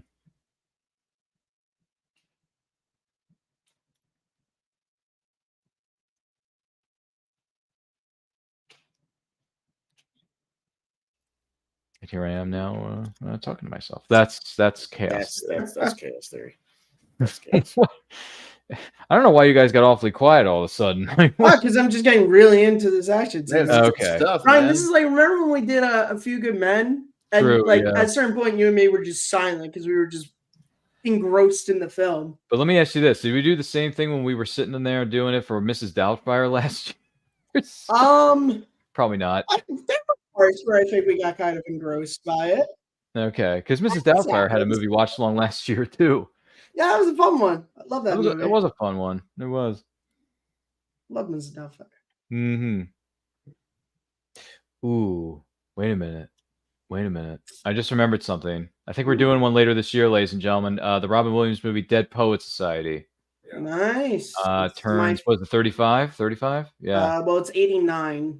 Yep, that's 35 right there. That's my favorite Robin Williams performance. I was checking the time and accidentally hit like a forward button. What line are they on right now? What time? That's our scumbag. We got him, Jack. We found him. All right. We can get to his place within 15 minutes. All right, great, Jack. I want you to get out of there and sit tight. We're gonna go after what's your time code right now? Sorry, mine is 1 hour. Hold on a second. 1 hour, 15 minutes, 43 seconds. Okay, so I need to jump forward and then pause it, and now I was gonna say you can't ask me the time code because I'm like 10 no, seconds ahead of you guys. I know Ryan's on my movies anywhere.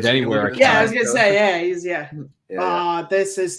is the moment that I love. This is just I'm gonna go back and check and see if takes the screwdriver, just bam, booms it in to try and get some leverage. It's like I said, favorite action sequence of the whole movie, and it's not. This is what I always say about action movies: it's not always the big bombastic stuff. He's not behind us. It's just good tension. Distinct act. It's like the bathroom fight in Mission Impossible Fallout. It's not really that big, but it's just dude. That scene is really good. That scene is freaking awesome in Fallout. It is just like this. It's not huge, but it's done so well that you can't help but appreciate it. Wait a minute, I gotta think about this for a minute. You know what? Next year will be the 25th anniversary of Mission Impossible 2. That's right. That's going to be fun. Yeah, Mission Impossible. My favorite Mission Impossible, the first one. Mm-hmm. Oh, that's 2 years from now. Yeah. Oh, yeah, you're right. 96. Yeah, that was 96. And then in 2 years, you can do that. We can do one for Mission Impossible and Mission Impossible 3 because that came out in 2006. That's right. You could do another double feature like you're doing for Indy. Yep. Which, by the way, I like Mission Impossible. Mission Impossible 3 is definitely Mission Impossible 3 rules. It's the most underrated of the whole series. Dude, it's so underrated. I get it. So good. That's why I like Mission Impossible 3. Personally think Mission Impossible 1 is the most underrated, but no, it's good too. That one still holds up. I mean, that's what I feel like more people like Mission Impossible 3 than the first one. I don't know. Mission Impossible 1 doesn't hold up quite as well as the others, but well, no, I mean a lot of stuff in that movie does. It's just like the bad CGI in the final. Yeah, the thing. CGI is terrible. But here's the thing: if Tom Cruise had made that movie now, he'd really be on a real train with a real helicopter. Yeah, that was the first movie. He just couldn't. He didn't have that. He didn't have creative control. No, yeah, he did that. He had pull, but not like once he didn't have a whole lot of pull. Ghost Protocol, he had full creative control. Oh, dude, Ghost Protocol, the Burj Khalifa. Are you kidding me? Yeah, like that scene alone is the best part of the movie. Gotta save Jack. Pull him up. Is he okay? Paul, hold my legs. I can't. Well, who said that, by the way? Oh, that was Ortiz. Never mind. Yeah, it was Ortiz. By the way, this is a strange question, but I want to address it with our audience here anyway. Jules said, can you guys even imagine a spinoff show of Speed? It would be like Rescue 911 or even Grey's Anatomy. What vehicle blows up this week or what vehicle is even hijacked? It would just be a police procedural about it'd be SWAT. Yeah, SWAT is the same thing essentially. Yeah, that's what it would be. I mean, if you do like Speed and you like kind of 90s action shows, I will recommend the Hawaii Five-0 reboot from a couple years ago. Great little action show. I like it. Looking for a fix since it's really good. Gas. I'm fine. What does that smell? We're leaking gas. We're leaking gas. What? You felt like you need another challenge? Yeah. That's such a good line. Yeah. We are now. What? You thought you needed another challenge or something? Again, I like that because I like that shows just how comfortable they've gotten with each other. Of just like she's able to treat him like that. Like seriously? Now, are you referring to this being your favorite installment of the franchise overall, Roxanne, or are you just saying that you prefer to watch this one? She says it's Mission Impossible 1 for me. But just probably saying like it a lot. Yeah, that's series. If that's your favorite, if that's your favorite of the series, I mean, listen, to each their own. But my partner over on Movie Hero Network, Jordan Anderson, the original one's still his favorite. So really, after all these years, a lot of people like it. Hey, speaking of D2, Emilio in Mission Impossible. And he is. Pasta lasagna. Don't get any on you. That's true. We're gonna. By the way, I don't want to give away any spoilers because I'm only 45 minutes into not this movie, but I'm 45 minutes into finally watching Dead Reckoning. So the fact that Kittredge is back, and not only that, he says, "I can understand you're very upset," and I'm like, dude, that's a callback to the first movie. Yeah, it's a cool little bringing him back was a nice. Dude, that's such thing. a. I really like that movie. I saw it. I haven't seen all of it yet. Oh, I'm not. I know you say you're on fire. I'm just saying. 45 minutes. This is by the way, this is a great. There's compilations online of you're dead or you're screwed moments in movies. This is a great realization of you're dead and you can't do anything about it. Yeah, he doesn't try to run. He doesn't. You got 2 seconds. You're not getting out of there. This is it. Well, because also I think it goes back to talking about the fact that he's a bomb expert, so he knows. He's just like, there's no running. Running is not going to get you anywhere. This is it. Yeah. And I read behind the scenes, the people who's own this house that they just blew up here, they were paid money, to have their house blown up, and then they rebuilt the house for them. Well, that's like talking about clear and present danger. That house that they blew up at the end of that was it was going to be demolished, so they just let them actually blow it up. Oh, I'm sorry, cool. Jack. He didn't make it. He make it. So watch it led him to me, wasn't it?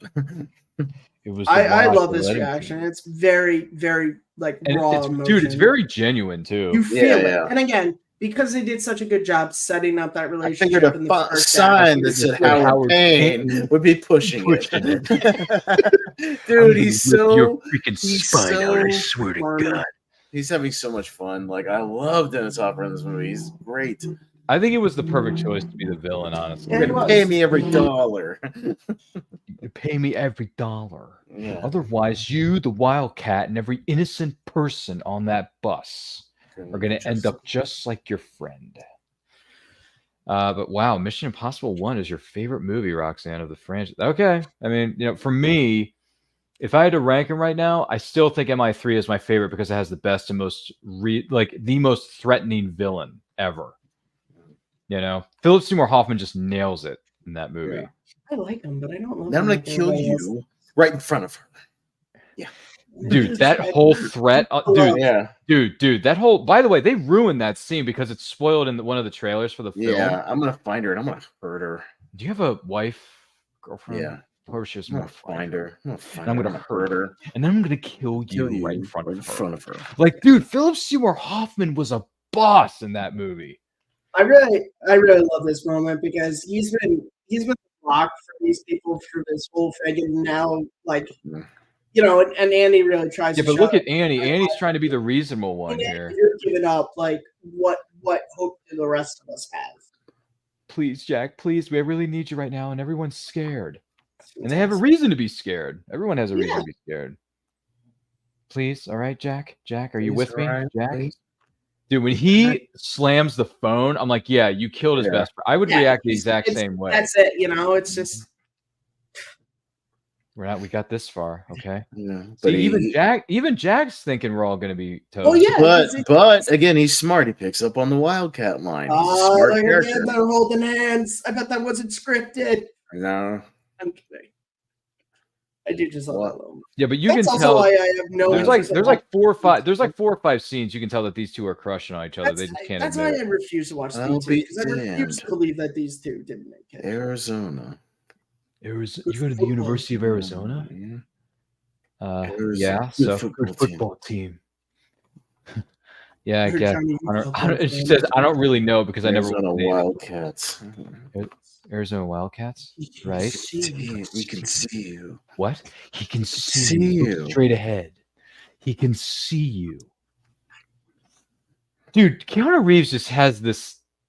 He has this swagger about it. I don't know what it is. His voice is charisma. So good. He's great.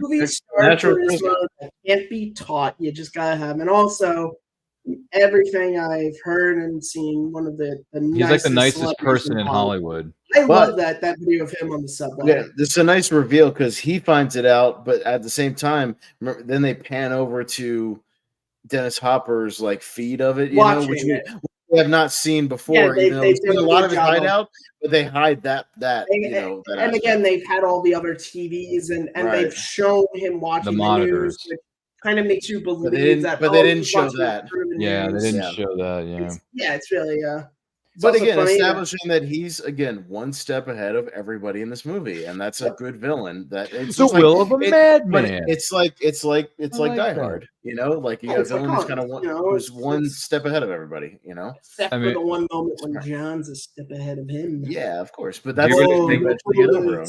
I mean, speaking of Die Hard, I can't help it. Do you really think you have a chance against us, Mr. Cowboy? Anyway, God, Alan Ruckus, or not Alan Ruck. God, why am I thinking of Alan Ruck? Alan Rickman, of all people. Sorry. Alan Rickman is fantastic. Which, by the way, Alan Rickman's going to be celebrated with his fellow castmates later this year for Galaxy Quest. That's a great movie. Oh, we are doing on Movie Hero Network. We're doing a Wheel of Movies deep dive episode 1 hour this Thursday night on Galaxy Quest, 8:30 p.m. Is that Thursday? You said 8:30 p.m. 8:30 p.m. So we are also. The problem with that is, Austin. You see, the problem is I have to go to work really early, so I have to go to bed like an hour before that. No, I know, but I'm just saying, it's cheap plug on my part. Head over to Movie Hero Network if you also want to see us talk about Galaxy Quest. Great. That means I have to watch the freaking replay because I can't interact with you in the chat. I know. So don't come over to my channel unless you want to hear about Galaxy Quest. As of now. What are you gonna do a discussion about it or not? Probably not. No, that's didn't have a plan for it. I don't know if Abe likes it. No, you should plan for it. You know what? You should do stuff that Abe doesn't like so that he can actually like something. Abe likes stuff. Yeah, but he doesn't seem to like Galaxy Quest. I know. I've never asked Dave. Well, then ask him. Ask him next time we do our podcast. We're leaking Jack, 5 minutes. Not enough time. Run the tape. By the way, Jules goes on to say, Roxanne and Michael and I need to make a habit of catching you guys every Saturday night for these movie watch-alongs. Yes, you should, because let me tell you what we're doing here, because you're gonna love this. So next Saturday, right, Austin? We got Indiana Jones and the Temple of Doom. Mm-hmm. That Sunday, we're going to be doing Indiana Jones and the Last Crusade, which is celebrating its 35th, just so you're clear. And then the following weekend, oh my Lord, 35th anniversary for Tim Burton's masterpiece known as Batman. Nice. So, which talking about 89, are you doing anything for the Abyss this year, or? That's too long. It's too long of a movie. We're not doing it. We don't do 3-hour movies on here. We don't do 3-hour movies. Like I went to the I did go to when they put it back. Did you go to the re-release? Yeah, I went to the re-release. Like that movie's great, but it's long. It's way too long. Like I got to a point in that movie where I was like ready for it to be over. Like it was one. I tell you one scene or like sequence too many. It was like I'll be honest. I watched the theatrical cut. That's the only cut of the movie I've seen. So. By the way, Roxanne says, yeah, this is a great show. Yes, it is. And we're glad that you're enjoying it. We're glad that all of you are enjoying this, which, by the way, Batman's coming up later this month. And then what is it? We got Shawshank Redemption. We got plans for Forrest Gump. We got plans for Pulp Fiction. We got plans for The Mask. According to my sources, we're going to do something for D2 The Mighty Ducks later in the holiday season. So all kinds of stuff. Geez, what else are we doing? Oh, we're doing the greatest sci-fi horror film of all time, The Terminator from 1984. Yes. So Terminator over T2. I'm in the minority. I love it. Mm-hmm. Are you in the minority, Matt? Are you in the minority with us too? Do you like Terminator more than T2? Okay. One of my top 10 favorite films of it's all no time. Slide against T2. Yeah, they're both in my top. They're both in my top 100 favorite movies of all time. I just have The Terminator is my favorite. Hello, innocent bystander who just walked through the studio of one person in the room. I know. Is that a friend of yours? Somewhat, yeah. I picked my favorite. Say hi, Rhonda. I picked my favorite musical. Did your producer back there know that you're on national TV? Yeah. That's my favorite lady music friend. is coming up when they get out of the bus, when Jack and Anna get out of the bus. It's my favorite part of the whole school. Sorry, Austin. I don't mean to call you out, man, but you know, it's all good. We notice things in the studio when you're not watching. Anyway, by the way, Roxanne has given us 3 party hat emojis. She must be really happy about this show. Oh, good Lord. Things we find out. So Ryan, wait, talking about Yes. Talk about it. 1989. Is your New Year's Eve watch along going to be Ghostbusters 2? Celebrates the 35th anniversary. That'd be funny, man.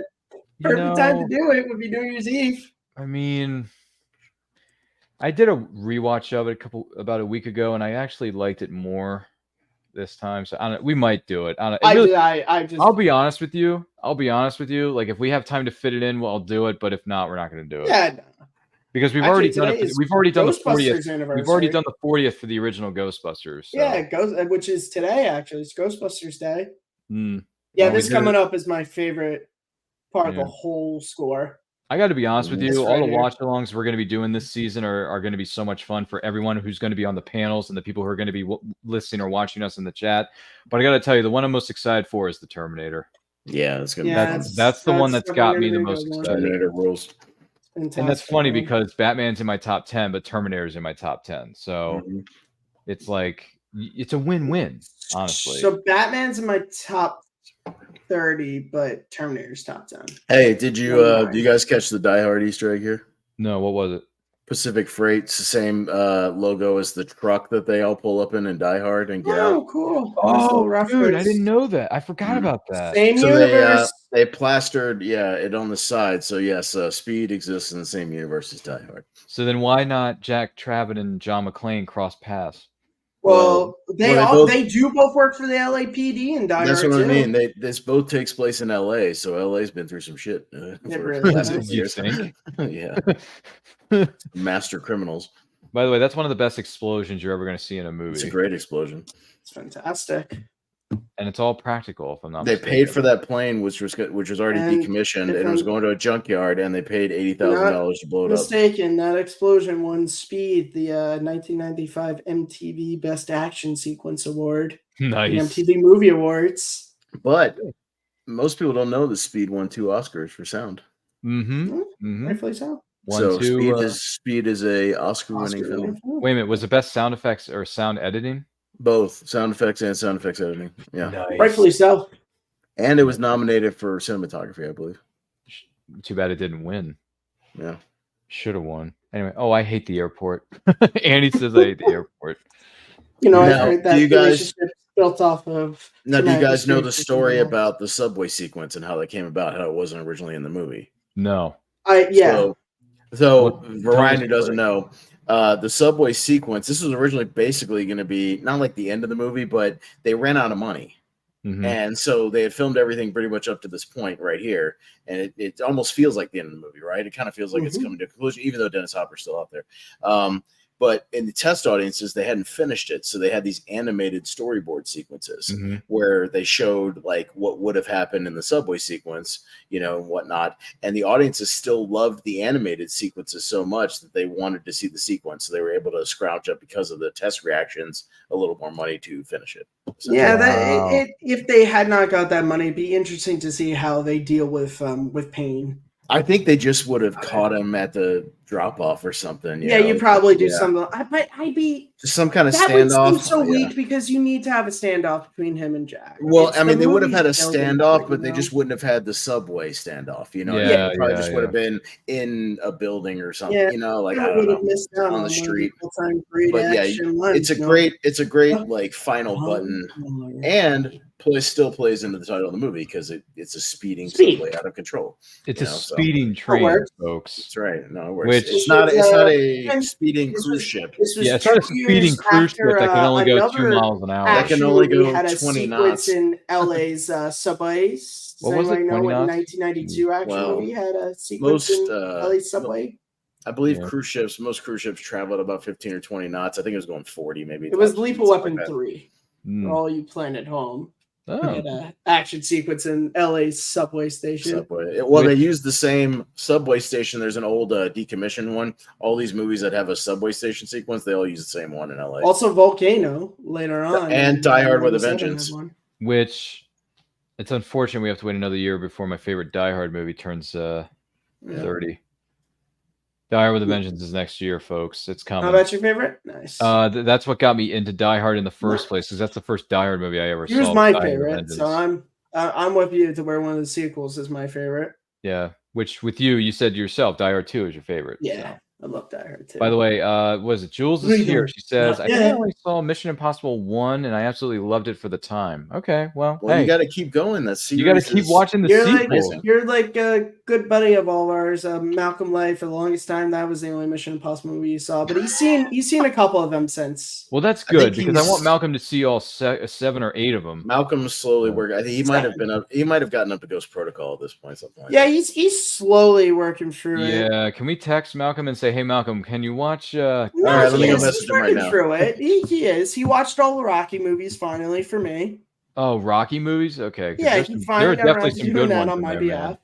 Hey, not everybody can own 2,000 movies like I have, so you know. It just Yeah, you have 2,000 movies. I have like 1,500 or something like that, and then Kearns Yeah, got and then like, you also what, got to remember he lives 100? in different countries, so it's streaming here isn't streaming there. Yeah, you know, right. so. Well, I mean, they have goofy stuff that streams on Disney Plus in New Zealand, like Which every, doesn't like, make any sense. like a bunch of rated R, like Fox movies, you know, that stream on there. Don't the Alien and Predator movies stream on Disney Plus in New Zealand? Something like They that. stream on regular Disney Plus now. You can watch Alien on Disney Plus. Oh, Yeah, this is a there. good freak out from Dennis Hopper, by the Yeah, way. this- No. And it's really interesting because He's getting beat. even after that, he still believes still the one money step in the ahead of bag is everybody. actually money. He's He got doesn't the think that it's police not. uniform on. Yeah. Which, by the way, if you're wondering where the police uniform is being stationed at, it's at 1 hour and 36 minutes and 2 seconds into this movie known as Speed. Queue up your copy, watch it on physical media or streaming service.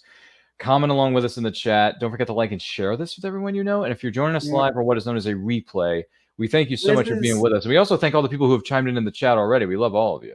Yeah, and that's a great moment that you have Jack not with Annie because obviously she didn't know what pain looks like. She didn't know, so or even realistically what he sounded like. Yeah, so it really it works out that it's a weird thing that they even interesting they just set up in a barber shop. Like that's just a weird visual. Well, I mean, it's that they're quickly taking over a place that has a good vantage point on the trash bin. That's what happened. They had a trash bin that he asked for, and they just needed a place that had a good. So barbershop with a bunch of open windows, definitely. He's got the money.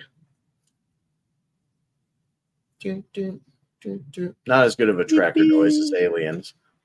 I'm sorry? Not as good of a tracking noise as Aliens. Oh, yeah.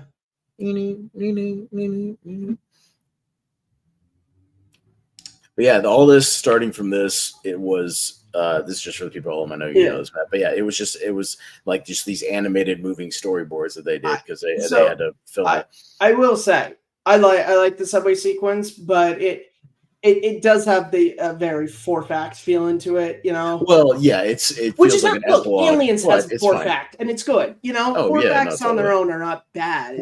And here's the thing: even to a degree, T2, the Foundry feels like a fourth act as well. And when you think about it, you feel like Hasta La Vista could be the end because you feel like they have that spectacular stuff with the helicopter in that movie where it's like the great stunt work where it's going over the overpass and the chase on there, and then they still have the Foundry sequence, which is again like this. It's a slower sequence, like it's a little more just tension filled, but it's still good. It's just there are some movies that do four facts that are just awful. Yeah. This and like Aliens, that it's an example of it. It's I don't mind it. Yeah, but I don't mind it at all. Like it's still I don't mind it at all because Dennis Hopper is still great, and you can see him again on screen. And also, I like action movies when the hero and villain get to have fisticuffs. You don't always get that in these movies. Like there are a lot of Bond movies where he doesn't get to fight the main antagonist. So I like when you get to have stuff like that. Well, you got to bring it full circle with Keanu going face to face with Hopper again. You know what I mean? Like you just need that. It's a nice full circle moment. And again, talking about Keanu, I love when he gets these. There are a few moments he gets, but when he gets to just have a lot of like intensity, like when Harry dies in here, like he cares about Annie. He's really but just take your money and walk.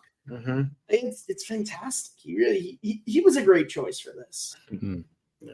I would venture to say so. By the way, Jules has got some interesting stuff. She says, speaking of CGI, I can't believe the fact that you mentioned, Matt, about the house getting blown up earlier. That's crazy. Yeah. That's also talking about another action movie and Lethal Weapon 3, the opening scenes where they blow up the building. That was another example of that building was decommissioned, was going to be destroyed, and so they're like, Can we blow it That up? explosion, Matt, is I think even I don't know if it's still the Guinness World Record, but it's one of the Guinness World Records for the biggest explosion. At least Yeah. at the time. At least at the time, it was. It was just like, hey, this building, Yeah. and then Richard Donner talks about it.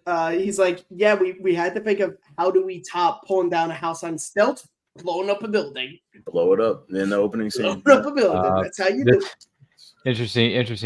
Funny Here's story. by the way, there's Richard Schiff. He's he would go on to be in Lost World and Man of Steel and a bunch of other stuff.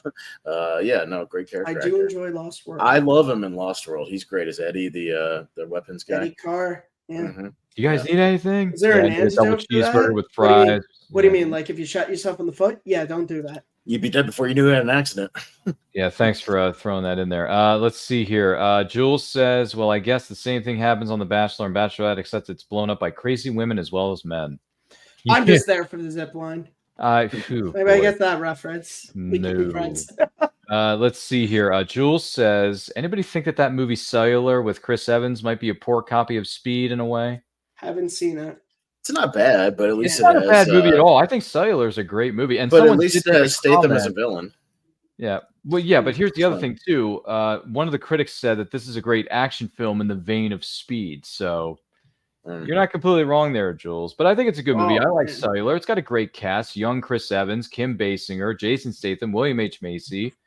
So feel free to watch it. It's a good movie. I I haven't seen it in 20 years, so I couldn't tell you off the top of my head. Okay, I've seen it more times clearly than both of you have. Cellular is a good movie.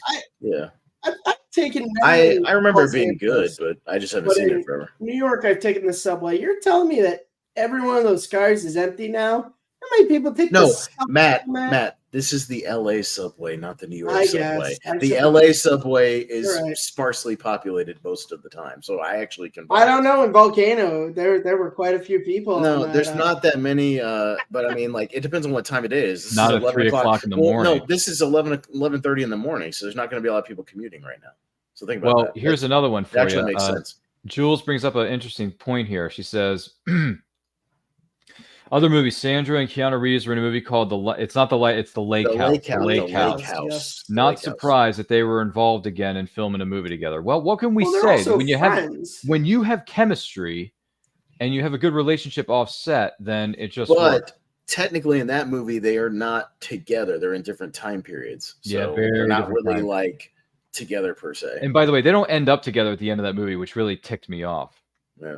I'm like, you tease this whole thing throughout the whole movie, and it's a romance, and I like this because it's Sandra and Keanu at the same time. And I'm thinking, what a horrible ending that was. Really like horrible, but again, well, that villain plan of like, I'm gonna blow this up because I used to work for the Bont Squad, so I know that an explosion like that, they're not going to waste their time looking for my finger that my fingerprint on it. They're just going to assume I'm dead and that's it.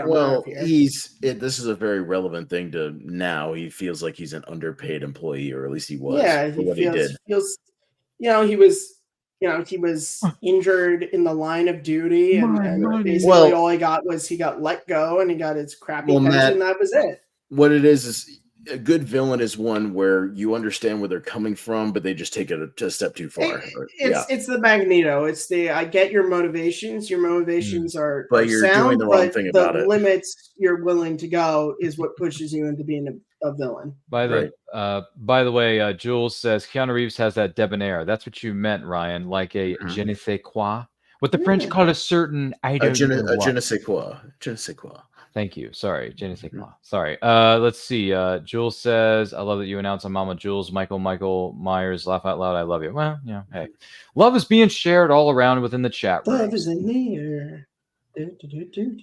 But you know what reminded me of the sequence is they have a similar thing. And if you saw Dead Reckoning, Ryan, I know you didn't finish it, but they have a similar sequence. Yeah. I'm just saying similar. Looking forward to finishing that movie. I won't say exactly, but there's a sequence.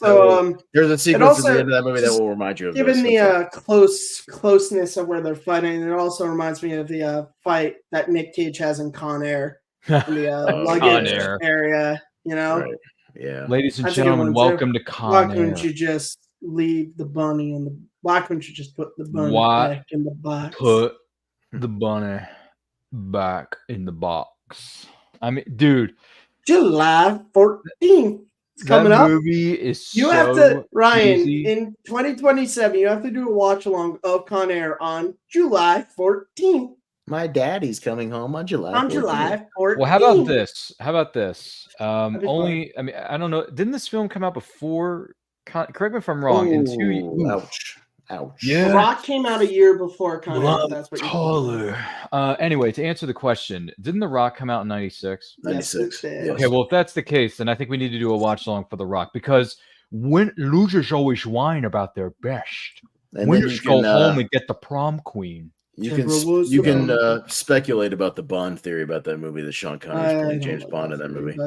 But I love Michael Bean in that movie. We're talking about Terminator. I love That's what I mean. Michael Bean's great. Yeah, kind of the false hope guy. He has my favorite scene in the whole movie, the shower scene. Yeah. I will not give that order. I respect what you are doing, but you know I cannot give that order. Yeah. Maybe it was a Bond movie. The Rock Harris was. he didn't want to do it, but he had to. Poor Richard Schiff. Look at him. He got Again. bullets. Yeah, and then 2 years later, he just gets killed by 2 T-Rexes. I think Dude, Rock, yeah, he's had some bad luck in movies. Yeah, I think to me, I enjoyed The Rock a bit more than I enjoyed Con Air. Yeah, I like Con Air. I can't remember. Does he go down in Man of Steel in that plane as well? Yeah, he does. He goes down. Yeah, he does. He's everybody except for goes Lois down the we should plane. do a count of who dies more in movies. Richard Schiff or Sean Bean. A good death is its own reward. That's right. Yeah. That's right. I'm so love Chris hey, Maloney in that. Man of Steel. We did that last year. It was a lot of fun. Yeah, hey, Ryan. I don't have the key. He doesn't have the key. I don't have the key. I don't have a key. And then, again, I love this. Like she's accepted it, and he's still like he starts. He doesn't want to leave her, but like, but she knows that he should. And then he doesn't. I like leave that her. she even accepts like when he's just like we have to jump, and she's just like, all right, I guess. Like, let's go, take me with you. Yeah, all right. Well, he literally says like, okay. I mean, at this point, it's like given everything they've done, it's like I'll jump from a subway train. But then I really just like when they both just realize they're like, all right, this is it, and he's not going to leave her. It's great. Yeah. Their chemistry, and you believe it. It doesn't feel BSy. It doesn't feel like, Speed it up, make it jump the tracks. So literally, we go from. I mean, we literally jumped the bus. I feel like this is a little bit easier. No, but I'm just saying, like in this movie, we've gone from a speeding elevator to a speeding car to a speeding bus, and now a speeding train. That's why the movie's called Speed. Yep. Hey, I figured it out. Which is why this movie works so well, ladies and gentlemen. Yes. Figured it out. Just letting people know we've had fast this, fast that. It all works. 4 modes of transportation in one movie, bro. It's just like planes, trains, and automobiles. They do drive in a car. Exactly. They go on a train and they're on a plane. It all makes sense. At least it's not false advertising. False advertising. Yes, thank you. It's true. Speed is not false advertising. You have a lot of speed in Speed. So, yeah. The only thing they could add is if somebody took amphetamines and was actually on speed. That's Requiem for a Dream is where you find that speed. Oh, look at this. They've accepted their fate. Music, They've accepted their fate and they're hugging each other. How about that? Mm-hmm. Both the characters I'm speaking about. By the way, I feel bad for these guys, the construction workers who were just working on this, other part. Trying to get it ready. And now too hot to handle. Some guys just like welding and drinking coffee. Now you got to run. Yeah, by the way, Jules says, I know this is pretty bad to say, but I am a sucker for Ghostbusters too, especially the soundtrack by the one and only Bobby Brown. Well, I mean, look, if we can fit it into the schedule, we will do a watch along for the 35th anniversary of Ghostbusters 2. Because let's be honest, I love that song. But let's be honest though. The summer of '89 had tons of great movies. Yeah, you had Batman, Back to the Future. You had Back to the Future Part 2. You had Roadhouse, Jones, Last Crusade, Dead Poet Society, Tim Burton's Batman. Yeah.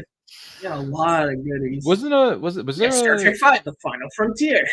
Which we don't talk about that. That's no. What does God need with a starship? By the way, that movie for me never happened. That never happened. What else you got?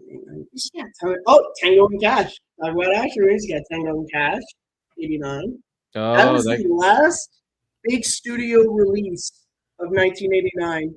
So Tango and Cash is technically the movie they decided to end the 80s on. And Tango. rightfully By the so. way, I finally saw Tango and Cash for the first time many months ago. Kearns, I Yep. really liked it. How do you not? You have Hey. Stallone playing an uppity cop, and then you got Kurt Russell being all manic. It's awesome. One last appreciation for a great practical thing of a subway car rolling down Hollywood Boulevard here. Also, Lethal Weapon 2. We're talking about '89. That's That's another my number one. 2 favorite action movie of all time. The best Lethal Weapon movie. Yes. Fantastic. Lethal Weapon 2? Okay. Yes, better than the original. It's way better than the original, I'm sure. I would roll with that. By the way, Jules says I actually loved Point Break. Did you guys like it as well? Not I didn't really. think it was the best acting, but it was awesome. Kept me interested. I have not seen Point Break. I've only seen it twice. Not a huge fan. I mean, I like it. I like it a lot, but I don't like super love it, but I do like it to a point where if it's on TV, I'll definitely watch it. I do know one quote from it, which is, Utah, give me 2. Austin, give me 2. I am an FBI agent. This is your wake-up call, man. Then we'll have to base it on something else. We'll have to base it on... Whoa. It's like, whatever you say, ma'am.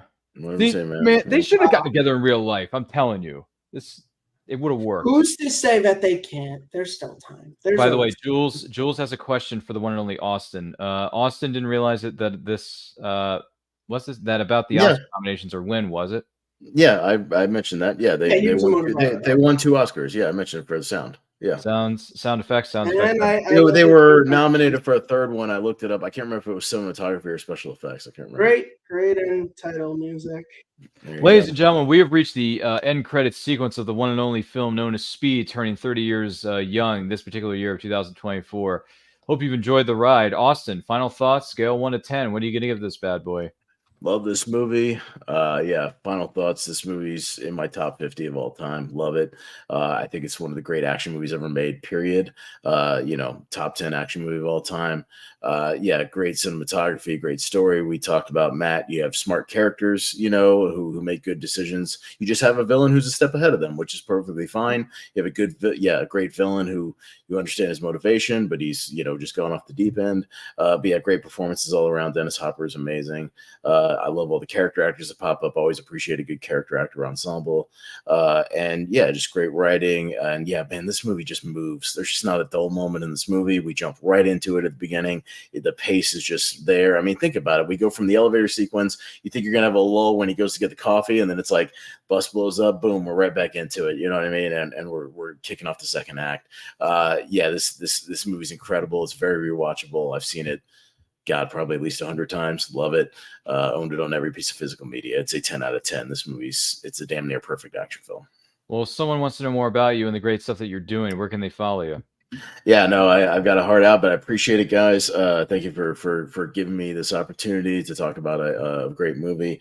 You can find me over on the Movie Hero Network. Mostly I co-host or host most of the shows over there. We have tournament fights, tier ranker fights, a podcast about movies, Wheel of Movies, the Only Marks Wrestling podcast, all kinds of stuff going on over there. We're always talking about things. So find me over there. And as always, appreciate it, Ryan. Thanks. Appreciate you being here, man. Wish you all the best. Take care of yourself, and don't do anything too crazy, okay? Mm-hmm. See you on the next one, buddy. All right. Thanks. Yeah, take it easy. Good man. Good man. So, Kearns, final thoughts on the movie known as Speed, and on a scale of 1 to 10, what are you going to give it? I said at the start, this is my favorite action movie of all time. Watching it here, even though on these watch-alongs, the movie's just kind of on, and you're watching it, but you're kind of talking to friends. Still great. I mean, we started this stream at 7? It's 9 o'clock now. It does not feel like it's been 2 hours. And that to me is the mark of any great movie, when you watch it and it just, you get so enveloped in it that you don't even feel the time pass. And that's exactly what this movie is. I love how you intro the movie with the elevator sequence. You get introduced to Jack and Harry and all of that, and then the bus stuff and Jack and Annie's relationship. I think is really, really believably well done. The chemistry between Keanu and Sandra Bullock is fantastic, and it's just, you got a good villain, you got a good hero, you got a great score, you got some really heart-pounding action sequences, and that's what you want. And on a scale of 1 to 10, what I would give my favorite action of all time, this movie goes up to 11. I give it an 11 out of 10. calling it audible, but it's my favorite. So I think I'm allowed this audible. No, it's fine, and we thank you for sharing those thoughts with us, Matt. And we thank you and both you and Austin for being with us on this panel. So for me, thank you for having me again, sir. Yeah, for me, I was very late to this party. I didn't see this movie until about I don't know, about 2 years ago, maybe 3. Can't remember the exact date, but otherwise, I love this movie. After the first time I saw it, I thought, oh my gosh, this is a wild ride. This was so good, so fast paced. You are just hooked from the very beginning to the very end. Great cast, great crew. Everyone does their job so well. A lot of practical effects, a lot of practical stunts, a lot of hard work went into making this movie what it is. So my hats are off to the entire cast and crew. Keanu Reeves, Dennis Hopper, Sandra Bullock, that girl from the bus. Yep. Fantastic stuff. For me, honestly, the more I watch this, the more I enjoy it. So I'm probably just going to go ahead and say it. I'm giving it a 10. That's the mark of a good movie. I freaking love it. I mean, I got to go back. And one of these days I'm going to sit down and go over my top 10 list because it changes so many times. Yeah, but I just if this is not in my top 10, this is in my top 15 for sure. Yeah, I just last year redid my top 10 action movies, but this was still number 1. This still okay. Well, I'm just talking about my favorite movies in general. Oh, of all time. Okay. Yeah, nice. I'm going like straight up. Going like all time. Okay, I thought you were just talking. No, I'm sorry. I should have been more specific about that. You're good. But for me, if this isn't in my top, I got to go back and look at my top 10. And then if it's not my top 10, it's certainly going to be in the top 20, no matter what. So bottom line is this is a great action thriller with great cast, great crew. Everybody works so hard to make this what it is today. Please, if you haven't seen this movie before, if you've never even heard of it, please do yourself a favor. Go on your streaming service, Google it where it's streaming currently, presently. On Stars. That's how I was watching it here. On Stars. It's on a few other streaming services here in the U.S. It's on physical media known as DVD. It's on Blu-ray. It's on 4K. It's been remastered. Check your local library. I'm sure they got a copy of Speed on DVD. Go to your visit your local library. That's another place you can visit. So thank you so much for being a part of this. We hope you've enjoyed this. We got lots and lots of movie watch-alongs planned for the remainder of 2024. And, of course, moving into the next season, which is 2025. Matt Kearns, my good sir, it's so good to see you again. We're happy that you were able to join us for this particular watch-along, considering the fact that this is one of your all-time favorite movies, period. My question to you is, if someone wants to know more about you and some of the great things you have going on, where can they follow you on social media, Mr. Kearns? You guys can follow me on Twitter at Kearns_Matthew. You can follow me on YouTube in 2 places. Matt Movie 611. That's my own personal channel. I do a lot of I call it my dumping ground. I do some video essays. Sometimes I do movie music tribute videos or fan made trailers. And then the other place you find me is on Take 3 Productions. To where the main stuff I'm doing there now is I got a video essay series called Second Look, where I take a movie that I love that I think is overhated or under talked about, and I go through points of why I love the movie. The next episode is in production, and not production, in the scripting process right now, is on Jaws 3, which I'm really excited to do an episode on that movie. And then you'll also find me on the podcast Simple Tricks and Nonsense with my buddy Abe Flores, where usually weekly, sometimes we miss some weeks, but usually weekly, we go live and we just have a ton of fun. If you're looking for a laid-back stream of just 2 old friends, just talk about everything. We talk about movies, TV, and really random things. Like 2 episodes ago, we got into a discussion about how upset we are about the portion size at Chick-fil-A. So that's the kind of show that you can expect there. And maybe on the next episode, I'll ask Abe's thoughts on Galaxy Quest for you, Ryan. I'll see where he stands on that. Yeah, please do, because I'm very curious. By the way, Jules had a question for the panel. Maybe Austin would know more about this than I would. I don't know. Or maybe Kearns knows. Was it the same writer of Speed, the same writer of Forces of Nature with Ben Affleck and Sandra Bullock? That was another good film, according to her. Offhand, I'm not sure. Yeah, I can look it up real quick. What was it? Forces of Natures? She says Flirting with Disaster, but I know what she's talking about. It's Forces of Nature, which starred Ben Affleck. Okay, I'll look it up real quick while you do your little... Yeah, it's okay. It's fine. So she's asking a question about the writer. So then Roxanne is giving us laughing emojis. I guess she's enjoying the conversation. For me, like I said before, film's great. 10 out of 10. If you've never seen it before, check it out. My name is Ryan of Anti-Quote Channel. Follow me on Twitter and Instagram, specifically at RyanRPM5. You can follow us across all forms of social media, simply at Anti-Quote Channel. Links to where you can follow myself, Matt Kearns, and our good friend Austin are going to be located in the description below, so make sure you check those out. I also want to inform you that movie watch along is every Saturday, if not Sunday. Saturdays at 7 p.m. Eastern time. And if we're doing a double feature, which means we're going to have one on Saturday, one on Sunday. Sundays, our feature presentations, or should I say movie watch alongs, are going to be at 3:30 p.m. Eastern Standard Time. Now, we are aiming for what is known as 5,000 subscribers. Once we do, we'll go through a great big live stream. It's going to include returning favorites such as Austin, Matt Kearns. A few of our other friends are going to be joining us when that occasion does occur. And we're going to have special giveaways. That's right. Special giveaways that you, our incredible viewers / subscribers, are going to be eligible to win, whether it's PDFs of independent comic books, some 11x17 prints featuring some of your favorite characters within Marvel, DC, Star Wars, Star Trek, Strange New Worlds, or some of the other fandoms that are out there. Hey, it's coming. We also got merch. We got t-shirts. We got hoodies. We got coffee mugs. We got stationery. We got stickers. All kinds of stuff. And it's all on sale right here, right now in our links, which are located down below, as well as the links are in my bio. And the links are located in our social media bios on Instagram as well. So make sure you check those out. Kearns, do we have an answer to that grand? He did not, but he did write the action film Broken Arrow. And he also wrote 2 episodes of Band of Brothers. Band of Brothers, which is the World War II military World show. War II Okay, miniseries, well, yes. thank you.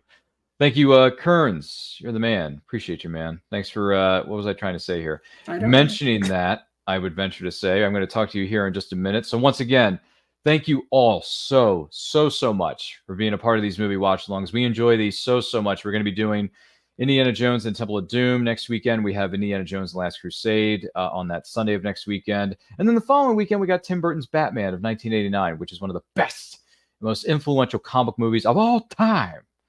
And that, my friends, is my #1 guy. So remember, like, comment, share, subscribe. Ring that bell to be notified of when our videos go up or they go live. And remember, most importantly, life is better when watching movies with friends such as Speed. Take a look. All right, pop quiz. Airport. Gunman with 1 hostage. He's using her for cover. He's almost to a plane. You're 100 feet away. What do you think? Shoot the hostage. What? Go for the good wound and he can't get to the plane with her. Clear shot. You're deeply nuts, you know that? All right, gentlemen, what we have here are 13 passengers in an express elevator. Bomb's already taken out cables. Bomber wants $3 million or he blows the emergency brakes. Anything else that'll keep this elevator from falling? The basement. He can strike anywhere, at any time. Will the mystery guest please sign in?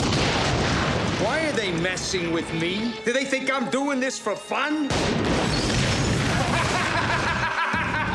For LA cop Jack Traven, Tell me again, Harry, why did I take this job? Come on, 30 more years of this, you get a tiny pension and a cheap gold watch. Cool. the game began. Very exciting, Jack. Some close calls, huh? When someone put the city of Los Angeles to the ultimate test. Pop quiz, hotshot. There's a bomb on a bus. Once the bus goes 50 miles an hour, the bomb is armed. If it drops below 50, it blows up. What do you do? What do you do? Now. Are you insured? Yeah, why? He's the only solution. We just got a ransom demand from your terrorist. Says he's rigged the city bus. Where's Jack? Where do you think? Stay on or get off. Get off. This is much better. Everybody hold on!